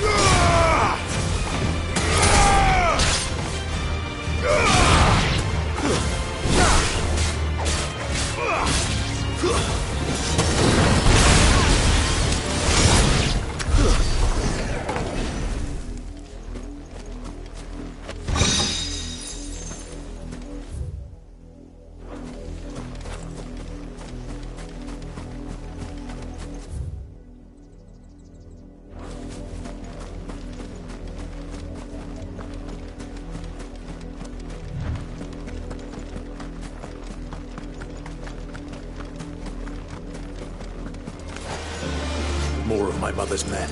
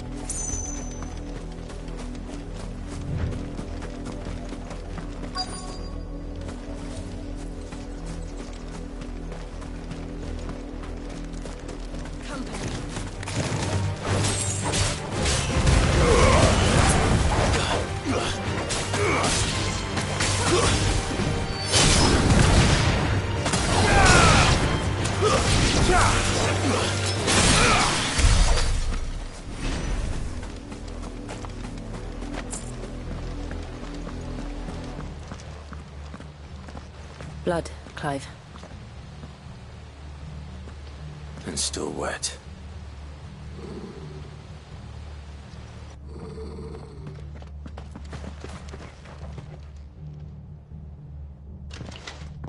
You were told to stay in your homes. The Black Shields. You know who we are. And still, you would bear your steel. Why then, we owe you our thanks. You have saved us the trouble of an interrogation. To dwell in darkness, that we may purge the night and welcome lasting dawn. On these, our swords we swear. Say that again. I'll show you a true shield of Rosaria.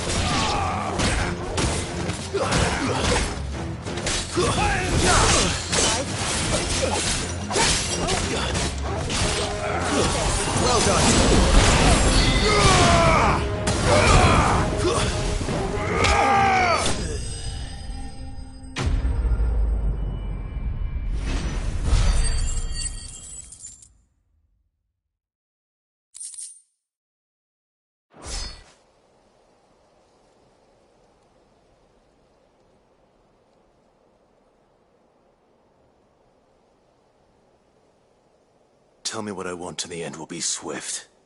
Who are you looking for? Why, you. We come bearing a message. Your friends have been found. The branded you freed from our camps. They await you in Ordeal. Guardians of the Flame.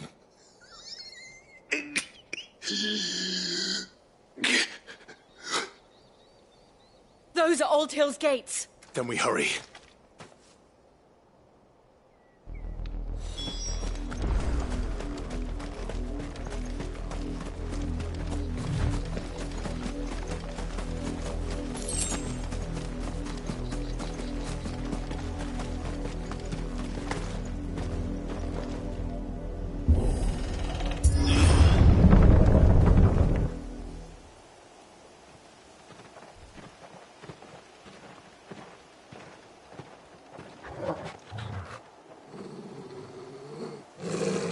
Find something, boy.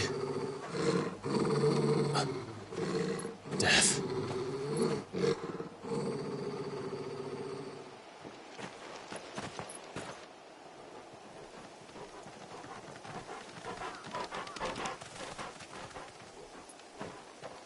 Oh, found her.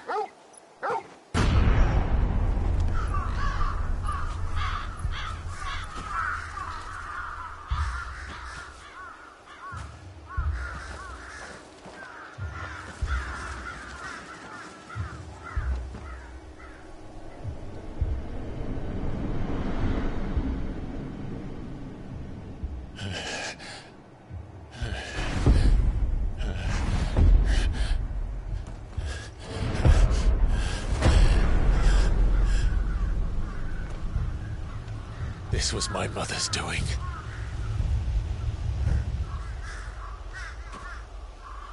But why? Why would anyone... I don't know. I never truly understood her. But this... Oh, Clive.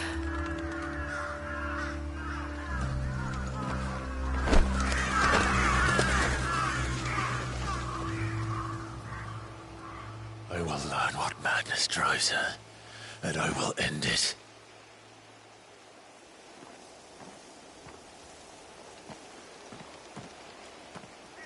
We should go. Yes.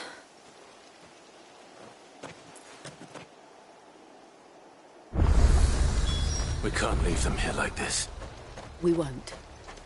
But if the Black Shields have made it this far south, they may already be in Port Isolde.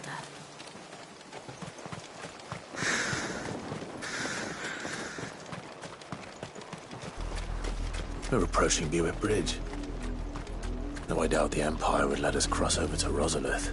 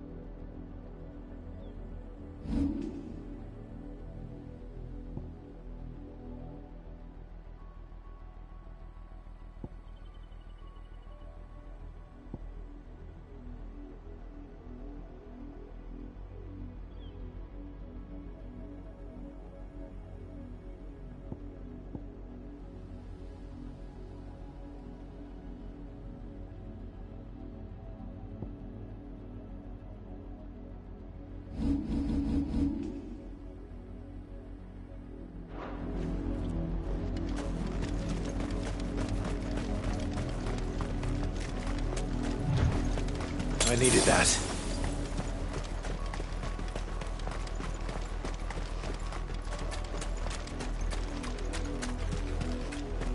I did, Mummy.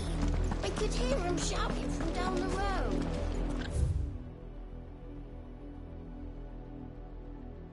Hush now. You didn't hear anything. They tell us there's a curfew, but then refuse us passage. Passage to the provincial capital is restricted to Imperial Army personnel. The gates are closed! Begone! They're all Rosarian. But this is their home.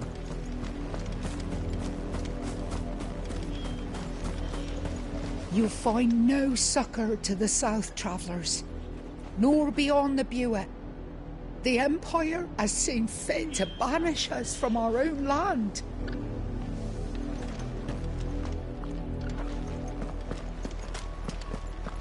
Don't go thinking you'll find refuge in the houses outside Port Isolde.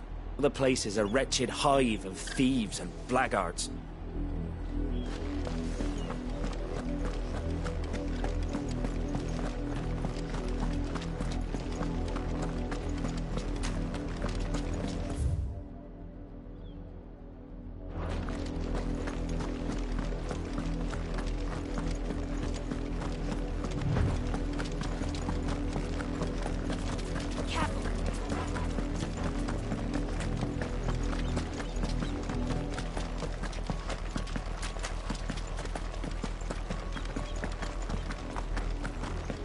The Lazarus.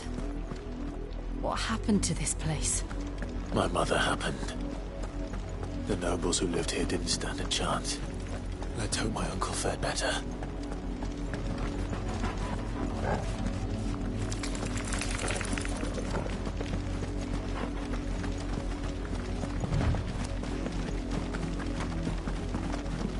That's the main gate.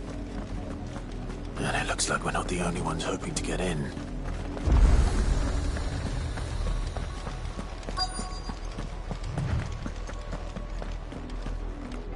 Let us pass! My children are starving! Have mercy!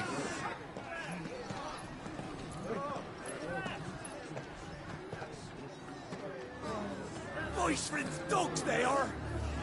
You can't ignore us forever! Let us in, or we'll die on your doorstep!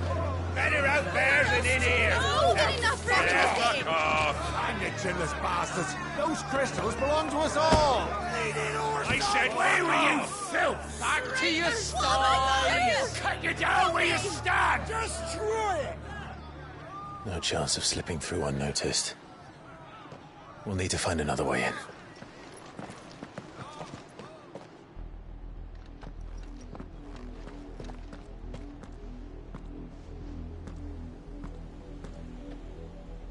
I thought we might be able to reason with the guards. Or at least bribe them. I suspect everyone in that crowd thought the same. Was that the only way in? Officially, yes.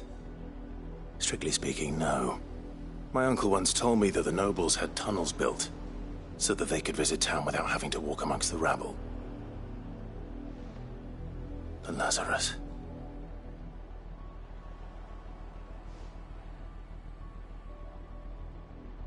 We'll find our way into the city there. If you're sure. The entire place looked abandoned. Do you think it's safe? As long as it is abandoned.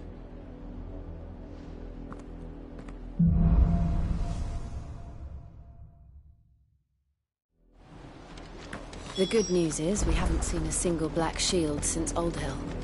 Maybe they found who they were looking for.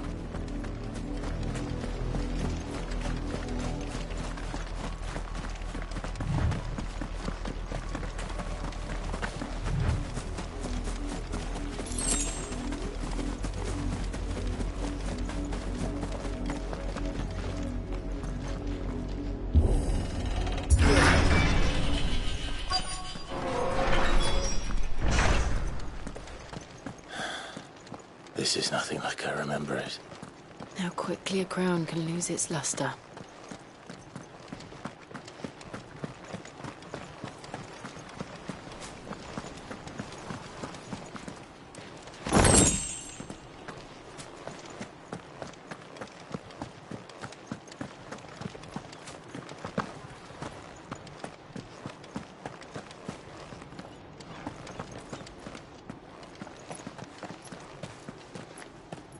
Not abandoned, then. Oi! Visitors!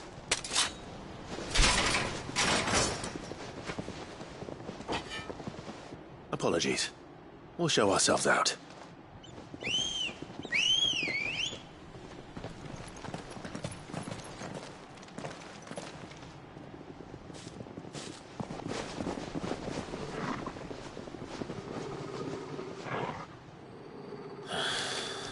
Or not.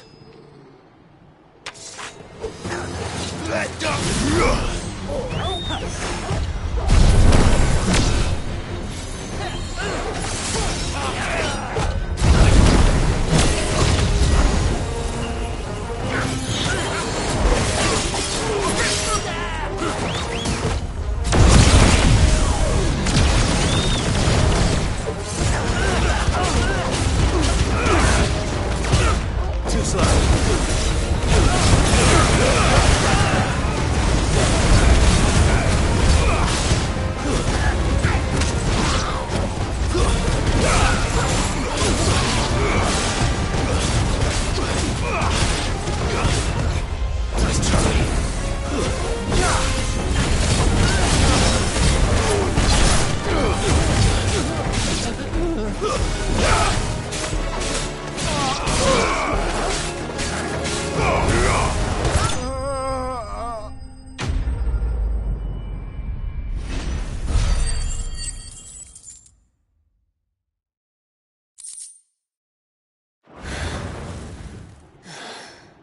I've only ever seen one man fight like that. And he's long dead. Then perhaps it's time you joined him.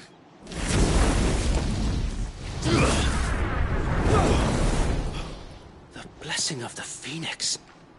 It can't be. I was there when you died. Huh?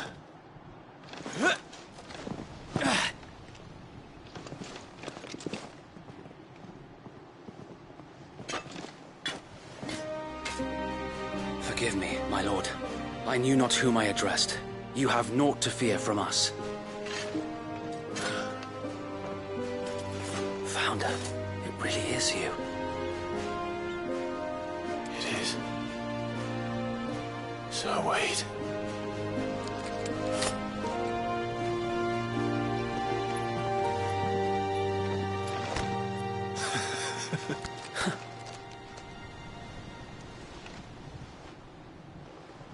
We can speak inside.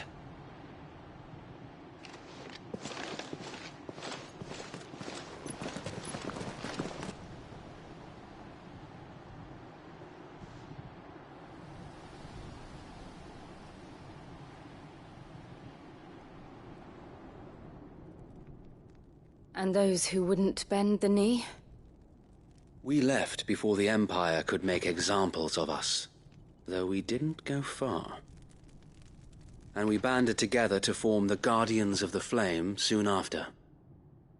Alas, there is only so much a handful of aging shields can do against the might of an empire.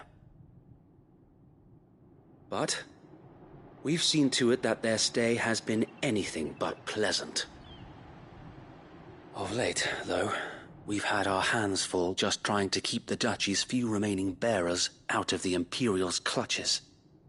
The Cullings. We saw what happened in Old Hill.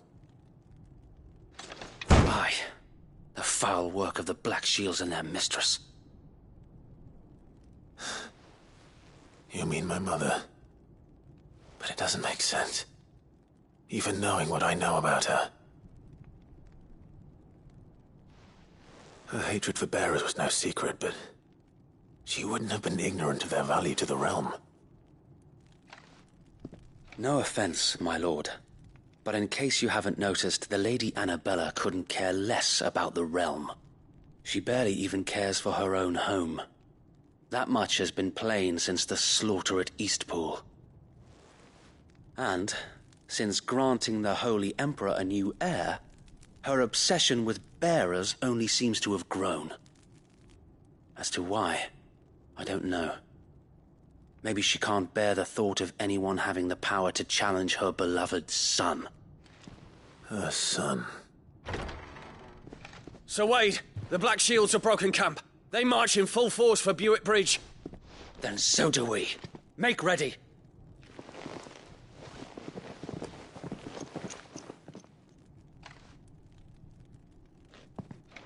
This is their main host. If we remove the head, perhaps we can prevent what happened at the docks from happening somewhere else. If I do nothing, then the blood of their next victims will be on my hands.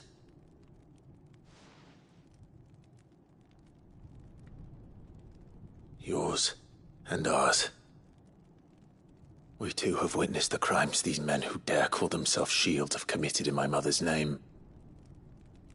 It cannot be allowed to continue. We must put a stop to this madness. We must. So let us go with you. For the good of Rosaria. I was hoping you'd say that. Very well. If that is your wish, I would be honored to serve at your side. And we at yours. So, Wade, let us do our duty. With pleasure, my lord.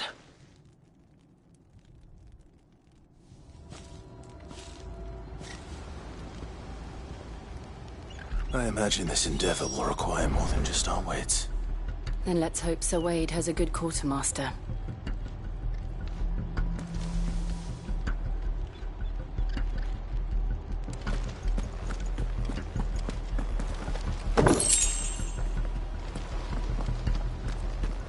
I suppose we owe you our thanks. You spared us when you could have just as easily sent us to the mud.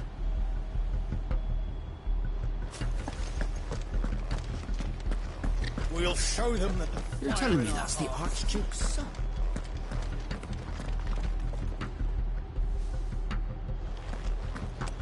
What is it you require?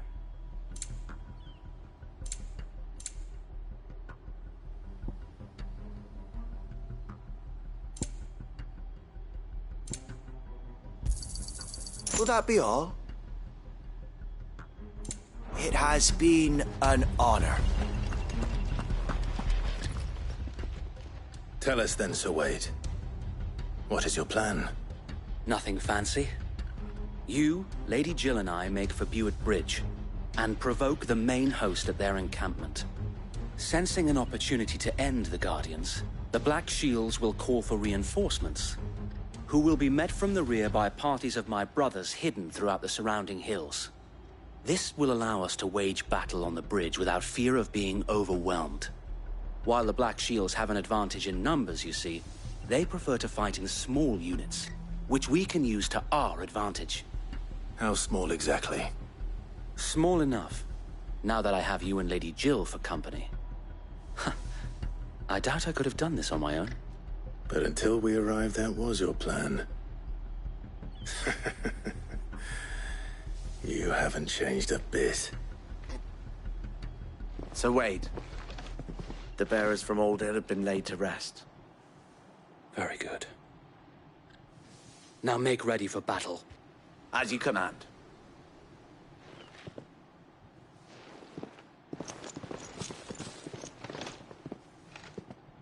Thank you, Sir Wade. Perhaps now they will find peace. There is but one thing which will grant them peace. Putting an end to the Black Shields. And so we shall.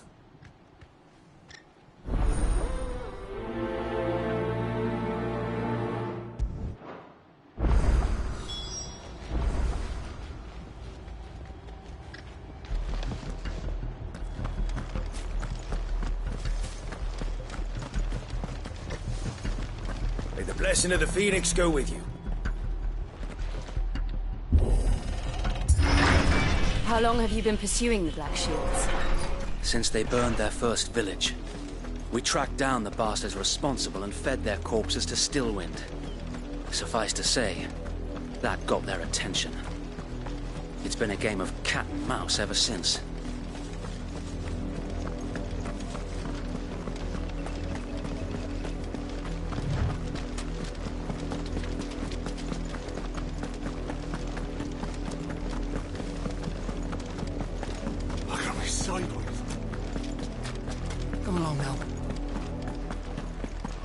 Bastards are lucky I didn't.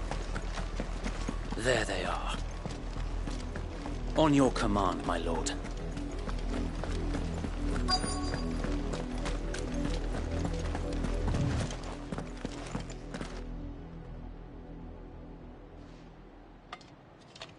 What is it now? I told you!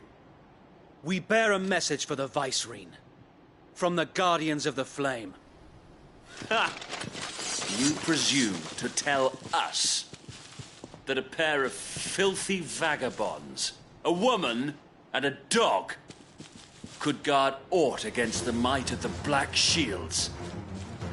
Then come! Die along with your flame! Forest area! Forest area! Your petty revolution ends here. While these our swords, we swear.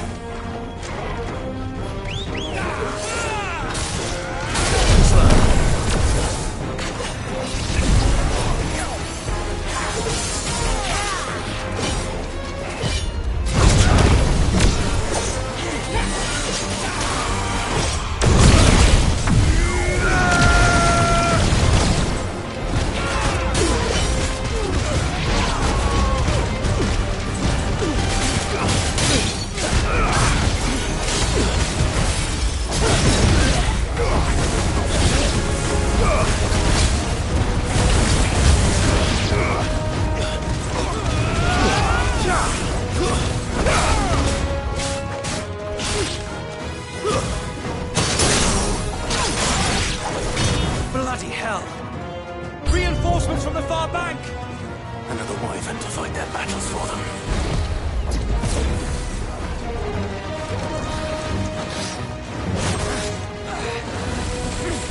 Nice try.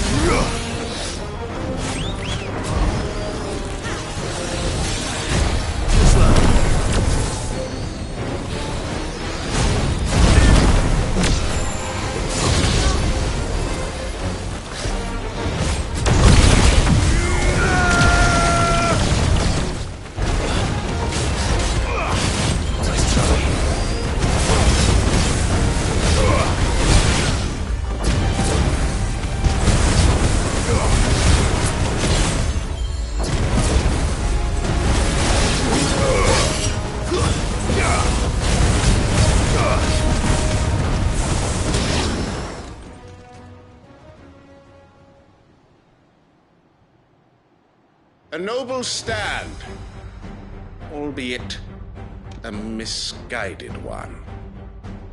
In taking it, you have but proven our point. That this land is in dire need of cleansing.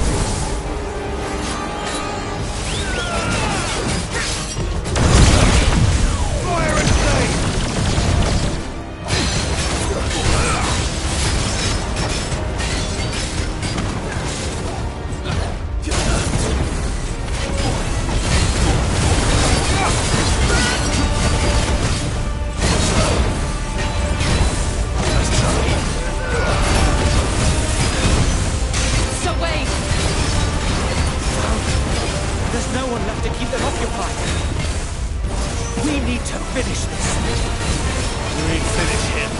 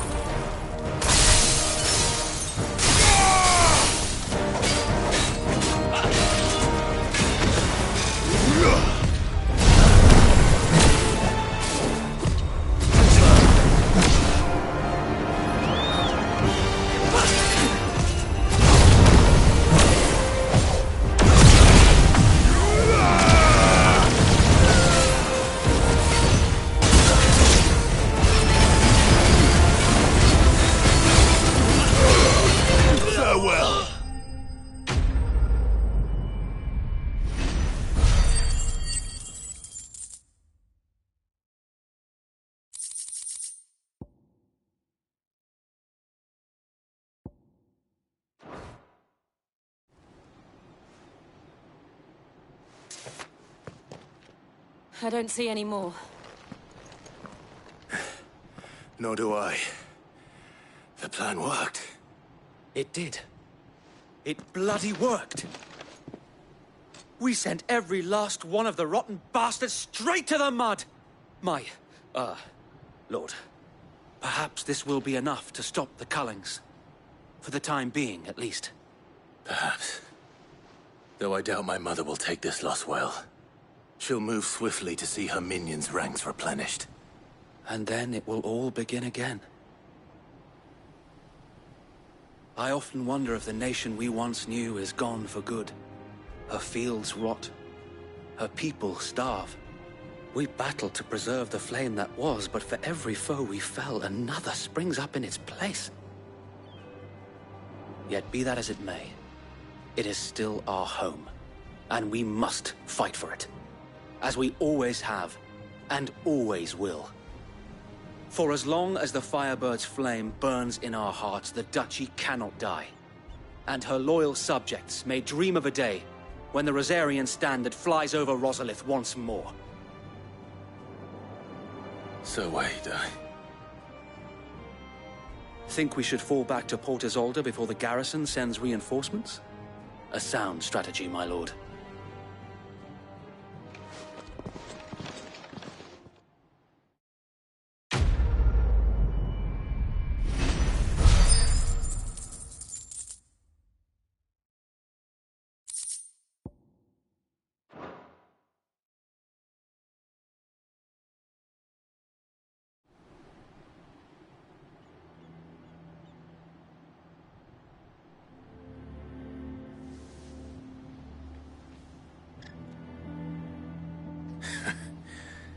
And how long has my uncle been funding you and your comrades' endeavors? Since the beginning. Lord Byron was the first person I turned to after forming the Guardians.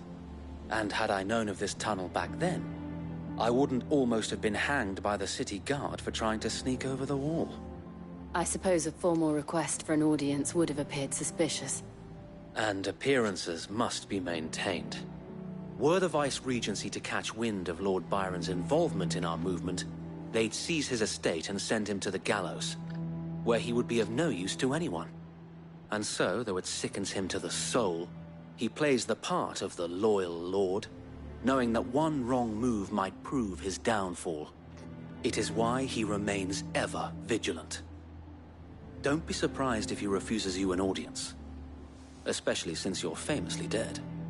Then I will have to think of a way to prove that I am neither wraith nor wrongdoer.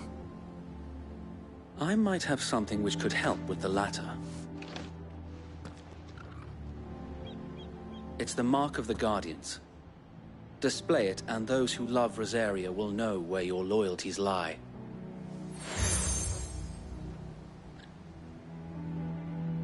I shall wear it with pride. Be sure that you do. I don't want my men attacking you again. Unless you deserve it. If only Sir Tyler could have been here to see you. Or the Lord Commander. Thank you, Sir Wade. If there is ever anything you need... I know. Go on now, my lord.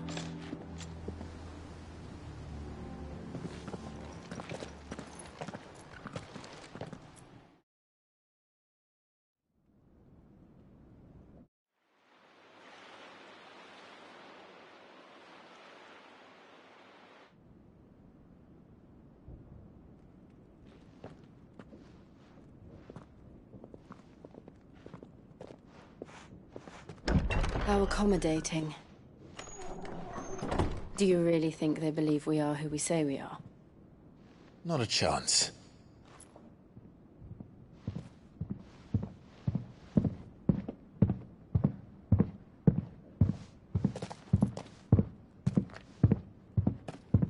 Alright, I guess. My uncle believes we're imposters here to rob him. And means to string us up himself.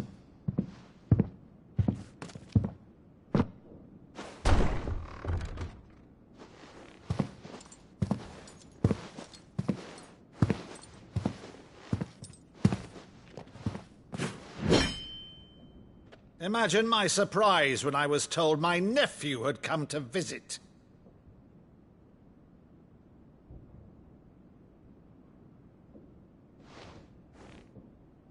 Clive Rosfield died long ago.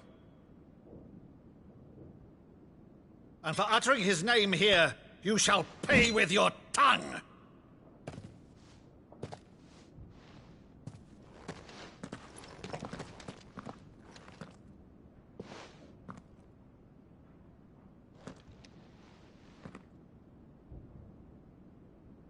You would mock me as well?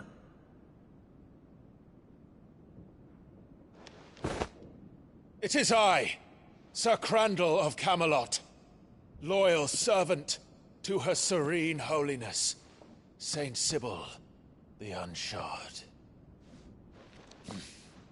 Meadow, thou vile sorcerer, for thy crimes against church and crown, I shall have thy head.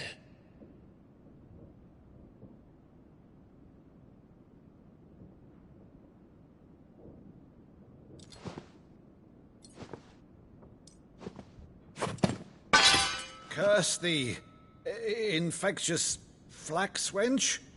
Even in death, must thou plague me still? Very well.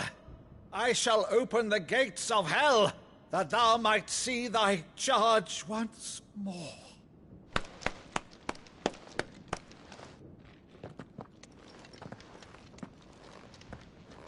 Bravo, Uncle. You're still the finest Meadow in the twins. Oh, Clive, my dear boy, it's really you.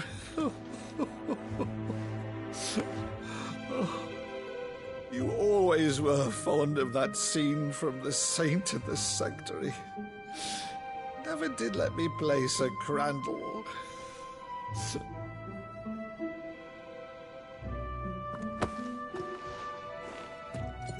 I have a favor to ask, Uncle Byron. Rutherford, inform the kitchens. There'll be guests. We dine immediately. But, Uncle... You can't very well regale me with the tale of your miraculous preservation on an empty stomach. Go on, sit.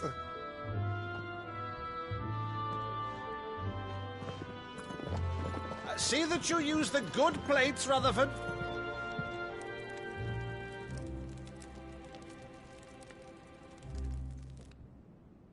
So you arrived late to one of her cullings, did you? Since becoming Vicereine, Annabella has been a constant thorn in Rosaria's side, but these atrocities are a new low. Something has changed. Quite what, I don't know, but the woman we knew is gone, and a monster sits in her place. A monster? For better or worse, I've been charged with governing this town, and thus must maintain the illusion of obedience. That's all I can do to aid Wade and his merry band of revolutionaries. So he's told us. You have risked much for Rosaria. Our nation will be forever in your debt.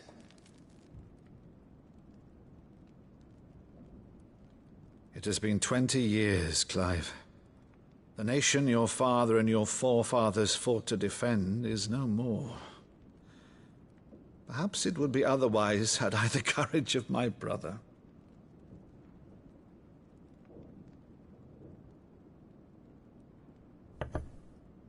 All right, if it's a ship you require, a ship you shall have. I've a galley in port, but recently relieved of her cargo. She can be outfitted for the voyage in a matter of weeks. So you believe us, then? About everything? Believe you? Ha! Only a fool would believe even half of the things you claim. But until tonight, only a fool would have believed my nephew still lived. And besides, I have it on good authority that Clive is telling the truth. Whose authority? By your own, of course. You've always been a terrible liar. Is that true? It's not untrue. Let's say no more about it, eh? It wouldn't do to linger on my nephew's greatest failing.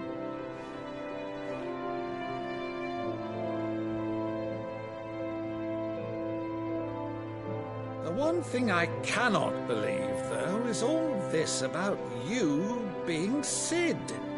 You were always such a good boy, but now you're quite the outlaw. Which, if I'm not mistaken, would make me an outlaw's uncle. Right then, who shall we pillage first? Rutherford, fetch me my cutlass. This will be fun.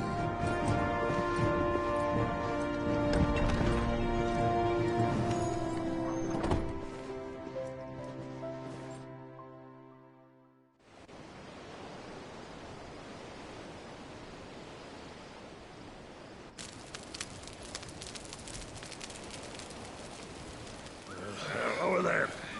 Go on. She's a fine ship, isn't she?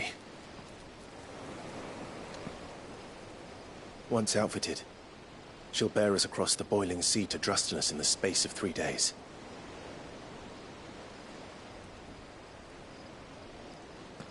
Something on your mind?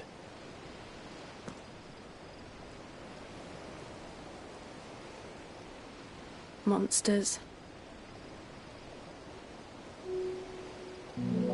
When I served the Iron Kingdom,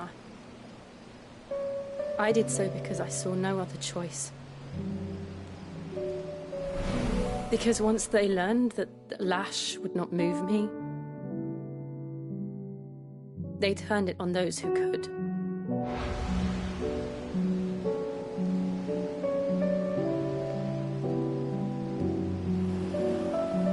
And so I became their puppet. I let them pull my strings, telling myself it was not my hand that swung the sword, but another's. I removed myself from the truth so I wouldn't feel the pain it caused.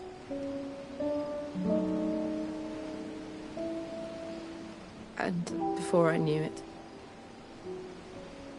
I no longer felt anything. Anything at all.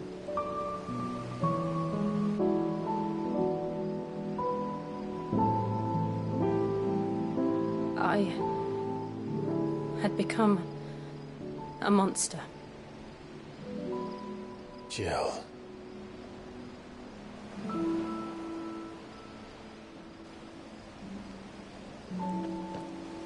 I don't want to be a monster, Clive. Do you understand? I want to choose a different path, a better path.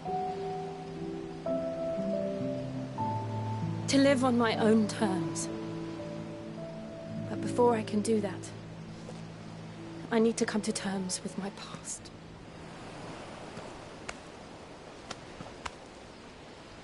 And when you do, I'll be standing there with you, just as you stood with me.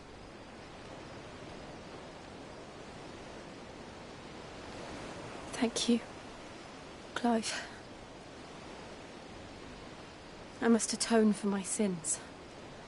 Only then, when it's done, will the monster cease to be. Just promise me that you won't die with it.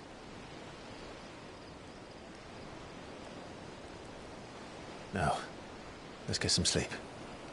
The journey back to Benamir is long, and there is much to tell the others.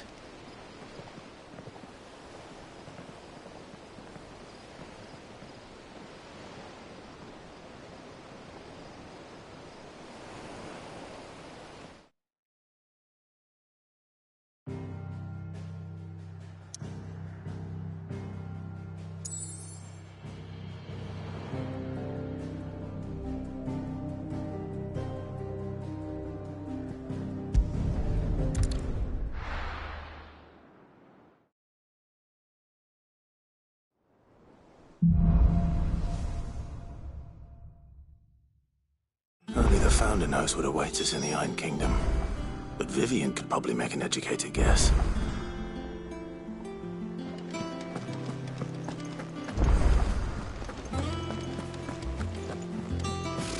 Typical nobles.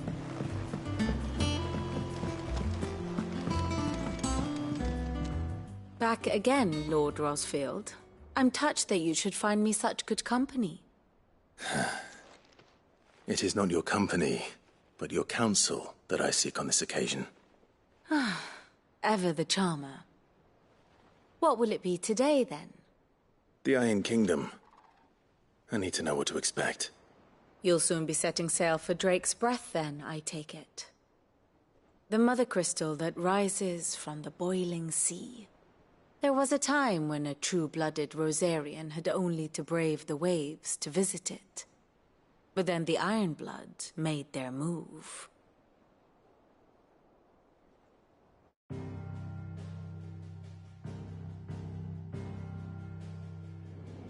As you know, the Iron Kingdom rules over the islands to the west of Storm. Or rather, its church does. But this is not the pragmatic approach to state religion employed by the Holy Empire to manipulate the masses. No. The Iron Kingdom is the literal embodiment of the crystalline orthodoxy. And so, if one is to understand it, one must start there. As the name implies, the orthodoxy holds the mother crystals sacred, and they do not take kindly to heathens plundering the objects of their worship for the means to fill washtubs and light lamps with frivolous feats of magic. Indeed, the faithful consider ether a sinful thing, a poison no less. And to them, a dominant is an instrument of evil, albeit one they have proven only too happy to turn against their enemies. Some 80 years ago in Northern Storm, Drake's eye collapsed. Soon after, in pursuit of ether and with the blight at their backs, the Northern Territories descended upon the Grand Duchy of Rosaria. And when the Shields of the Flame marched north to meet them, the Iron Kingdom spied an opportunity. A few short days later, the Crusaders landed on the island of Mount Drastanus, home of Drake's Breath, and plucked it from the Duchy's grasp. Rosaria tried to reclaim it, of course, but to no avail. I doubt more than a handful of Duchy men have set foot on its shores in your lifetime.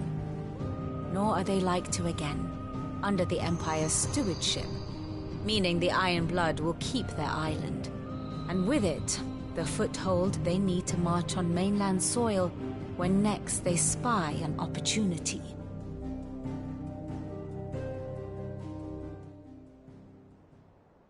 The Mother Crystal is both the object of the Iron Blood's worship and their gateway to the continent, making Drastanus the holiest of holy grounds, from which the Orthodox Crusade shall one day sail forth to claim the remaining Mother Crystals, or die trying. My father and my grandfather both traded blows with the Iron Blood for control of Drake's Breath. Had things unfolded differently at Phoenix Gate, we would have sent our entire fleet against them. But instead, they sent their fleet against Rosaria, sacked the capital, killed the men, and captured the women, including Jill. I'd say you'd be forgiven for wanting a little revenge, Clive. My only aim is to destroy the Mother Crystal. But thank you all the same. Not much else to do here. Let's see if Jill's ready.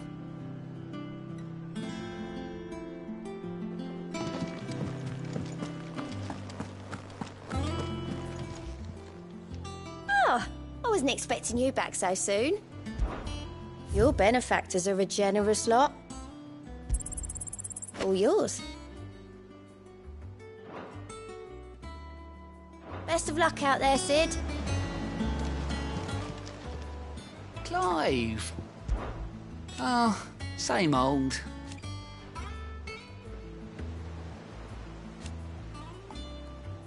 So, oh.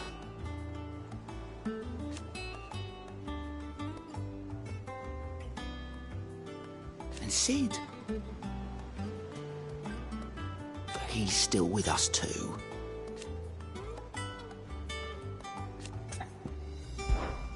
Quick look. Seen enough?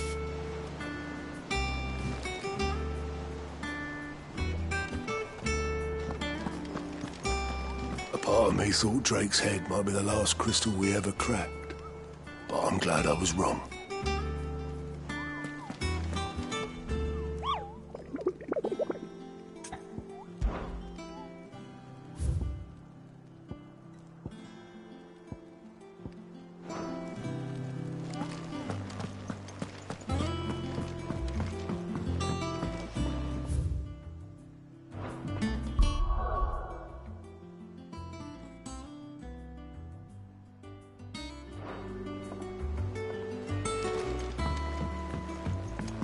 How did we never There are hear? new billets being posted every day. Swords to see to them. Clive! Oh, am I glad to see you? Is something wrong? It's Blackthorn. He ain't himself. And if I'm honest, he ain't been for a while. Yet normally it only takes a couple of drinks to perk him back up, but not this time. Something's getting him down. And whatever it is, he ain't telling. It's like he's lost his spark, you know? He's barely got enough fire in his belly to get the ump about stuff. But I'm thinking he might if we both bent his ear, because he respects you, innit? So, what do you say? Fine. If you think it will help. I knew you'd understand. But if he doesn't want to talk, we let him be. He'll open up when he's ready. All right. Now, he'll only smell a rat if we both turn up at once. So, I'll go first, and you can meet us at the forge. Wait a bit, then head over when you're ready.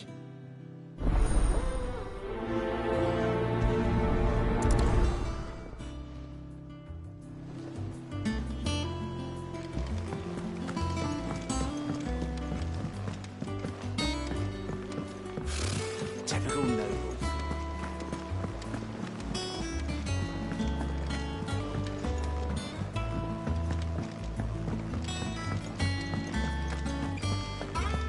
That monster's taken quite a liking to Lady Catherine.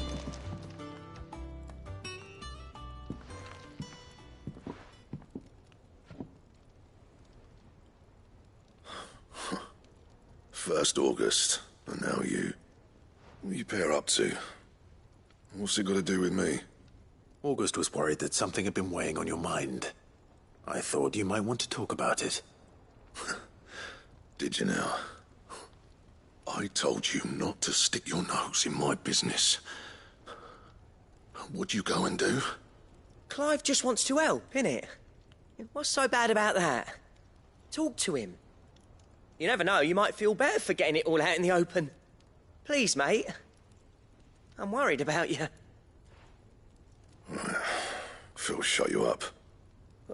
It's nothing really. Stupid. Not the sort of thing you bother people about. Why don't you tell us all the same?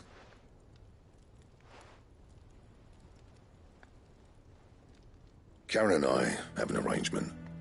I keep an eye on Goots, and she shows me what the competition's up to. Interesting arms and armor, things like that.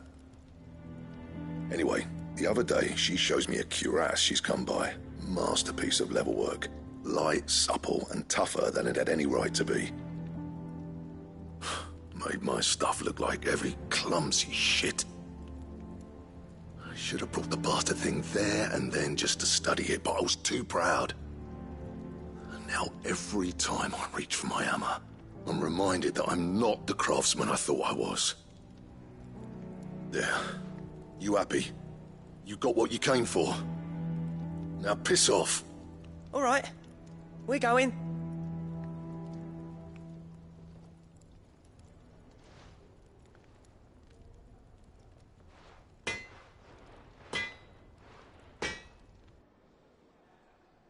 I always thought of old Blackthorn as a bit of a force of nature. Like a storm cloud full of ale. Didn't think anything could rattle him. Least of all a stupid piece of leather. Blackthorn's always taken pride in his craft. Questioning it means questioning himself. Something tells me this is only going to get worse. If he has doubts, it will affect his work, which will only add to his problems. We need to nip this in the bud. I couldn't agree more. He said he should have bought that cuirass. Perhaps we should track it down for him. Assuming you're happy to help, that is. Too bloody right I am. Glad to hear it. First things first, then. We need to speak to Karen.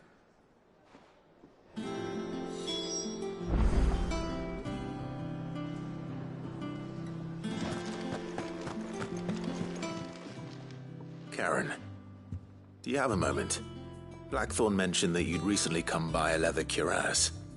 An exquisite example of the craft, from what he told us. And he ain't been himself since he saw it. So we thought we'd buy it for him. Sorry, sold it already. Didn't think Blackthorn cared for it the way he turned his nose up. But it was nicely put together, that's for certain. Even if the bloke who made it is a bit of an odd one. Happened across him on my travels. Makes all his stuff to order, but the fella who commissioned it refused to pay. He didn't like the colour of summit. So I took it off his hands for a fair price. You don't know where we might find him, do you? Like I said, he's a bit of an odd one. Doesn't even have a workshop. He doesn't trust hunters neither, which means he spends as much time out tracking beasties as he does working their hides. I see. He did tell me something, though. Apparently, his next commission's for a set of griffin hide greaves. Here, there's a griffin on the hunt board. The curse breakers were placing bets on who'd bag it. Now, where the bleeding hell was excited? Somewhere in Sambrec, maybe... Cairnorthern, that was it. Thank you, Karen. We'd be lost without you. At least you admit it. So, it sounds like going after that griffin might be the best chance we have of finding our roaming leatherworker. I'll leave the hunting to you if you don't mind. While you get on with that, I'll ask around the markets. See if I can't sniff out who he is and where he's hiding. Good idea. Hopefully one of us will be able to track him down.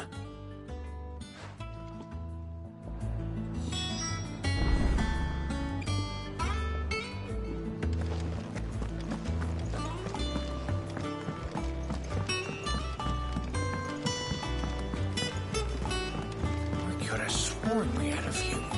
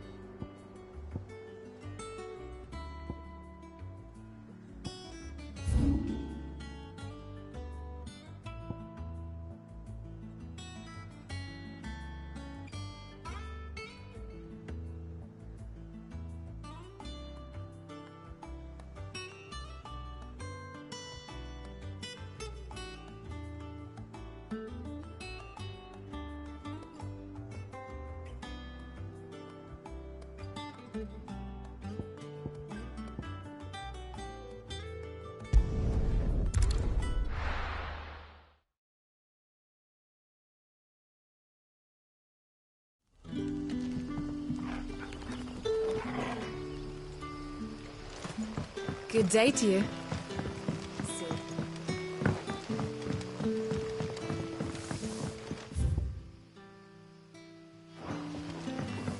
The crystals we get from the tail are all...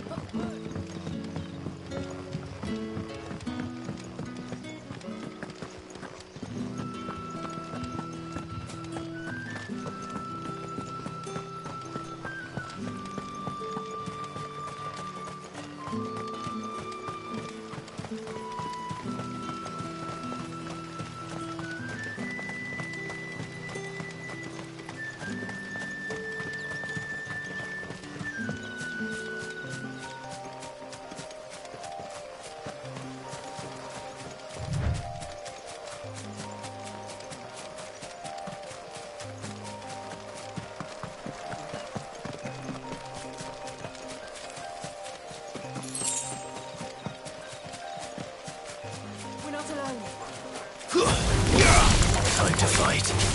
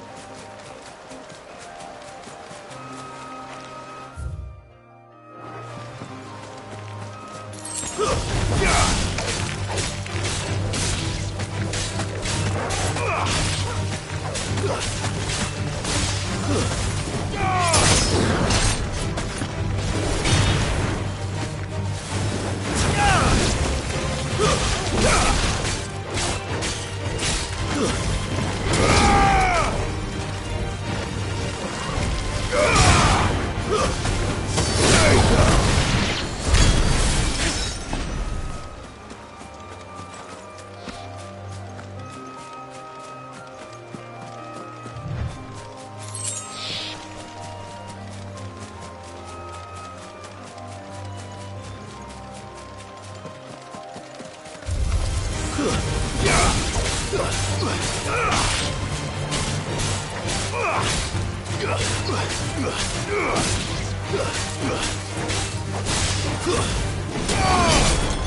over!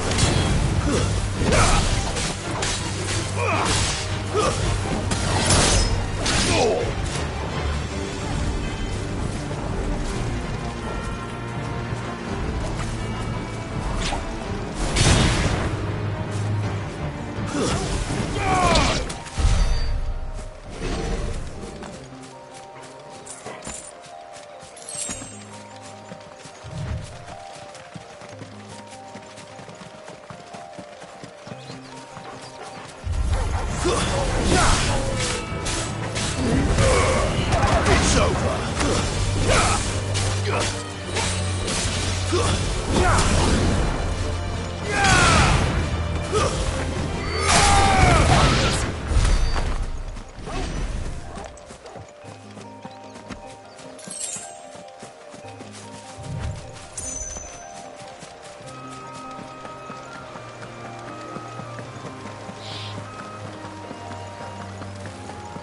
Griffins don't exactly make for easy prey. Let's hope our craftsman hasn't bitten off more than he can chew.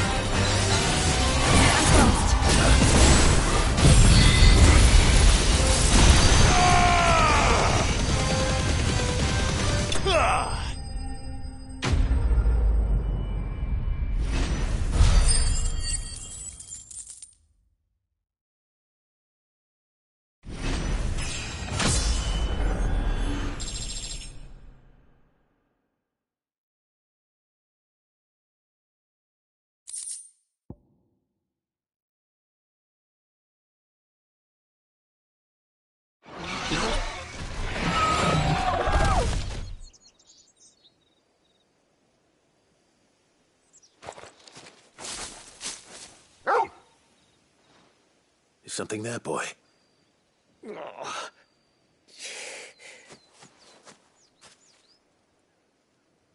Could that be our man?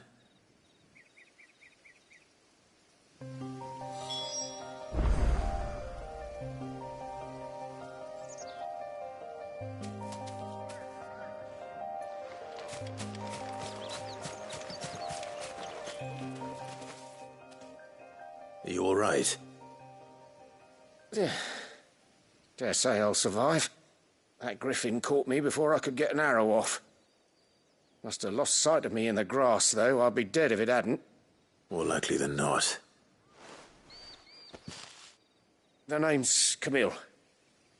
I'm a lowly leather worker, if you couldn't tell by the smell of me. Not so lowly from what I hear. Do you remember selling to a merchant by the name of Karen? She's not an easy woman to forget. Bought a cuirass from me after I lost my buyer. Quite taken with my work, as far as I recall. Didn't stop her bartering me down to a pittance, though. She sent you for a refund? It's not her who sent me.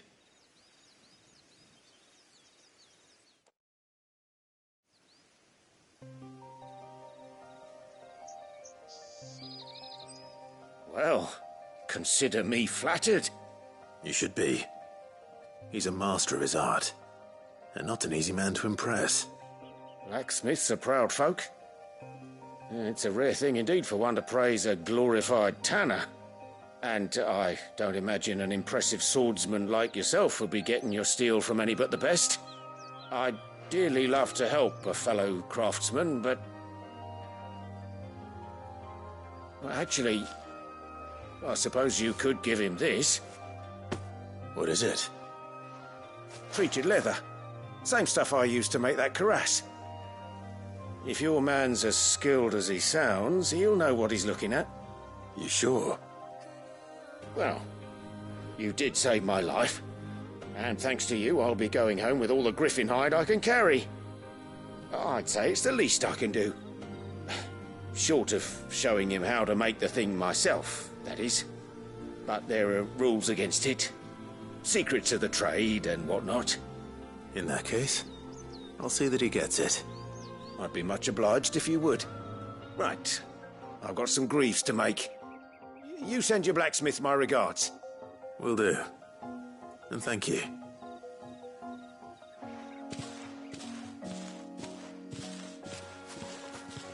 Hopefully this will sweeten Blackthorn's mood.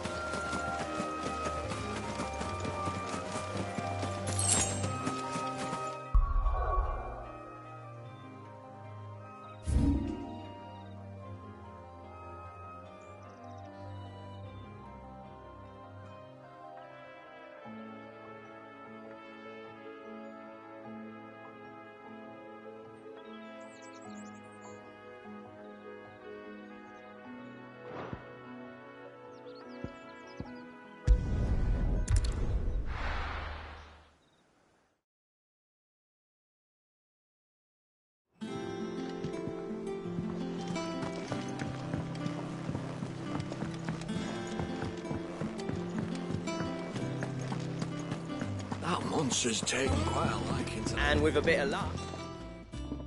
How'd it go, Clive? Did you find him, or does the hunt continue? I found him. And he asked me to give you this, along with his regards.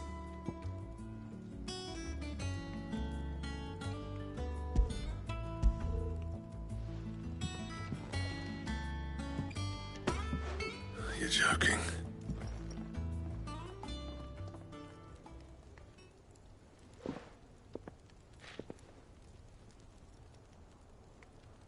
He said he wouldn't teach you how to work it, but that if you were as skilled as you sounded, you'd have no trouble understanding how it was done.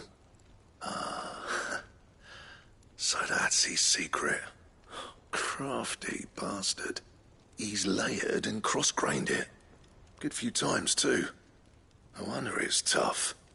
And that's no ordinary oil he's used to get that finish. Oh, this is fine work. Even finer than I thought. Yeah? I'll take your word for it. Just looks like leather to me. Still, I'm glad you're happy. Here, Clive. You didn't happen to catch the fella's name, did you? Camille, I believe. I thought as much. There ain't many leather workers in the realm daft enough to do their own hunting, see? And his name kept cropping up when I was asking around. Turns out he's from Tabor. And again, most leather workers are. But our friend Camille guards a long-held family secret, the details of which are the subject of some debate in the leather-working community. Then we better keep this close to our chests. Listen, sorry for putting the both of you to all that trouble. Should have kept my moaning to myself. Still, I'm glad you found him. This has cheered me right up. That was the idea. Clive's idea, anyway. He did most of the work. It's good to have you back, Blackthorn. Just don't expect me to go turning out work like this. There's a reason he does his own hunting. He knows exactly what hides to look for. And that's how he gets them to layer up so nicely. And don't get me started on how much oiling this leather would need. But I reckon I can make something about as good. Something a Cursebreaker will have no trouble caring for. Anyway, enough narrowing. I've got work to be getting on with.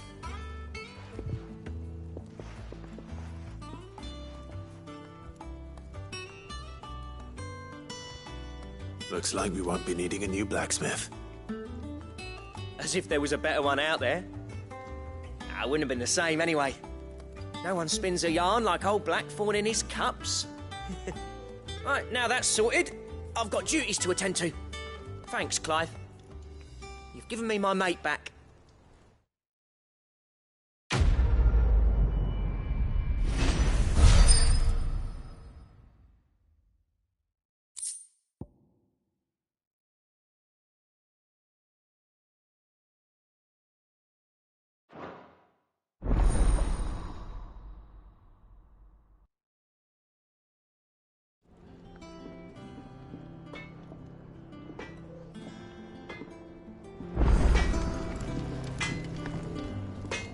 Back, are ya?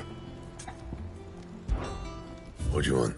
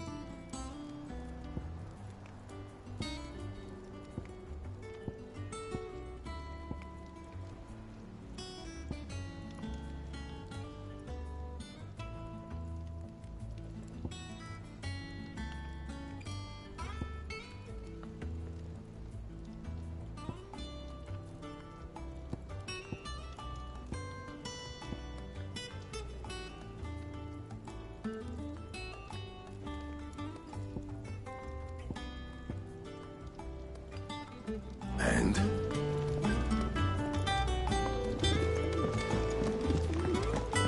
Sing a song of six, gilt a bag of phoenix down. A pigeon from the rear deck, boiled in Molly's brown.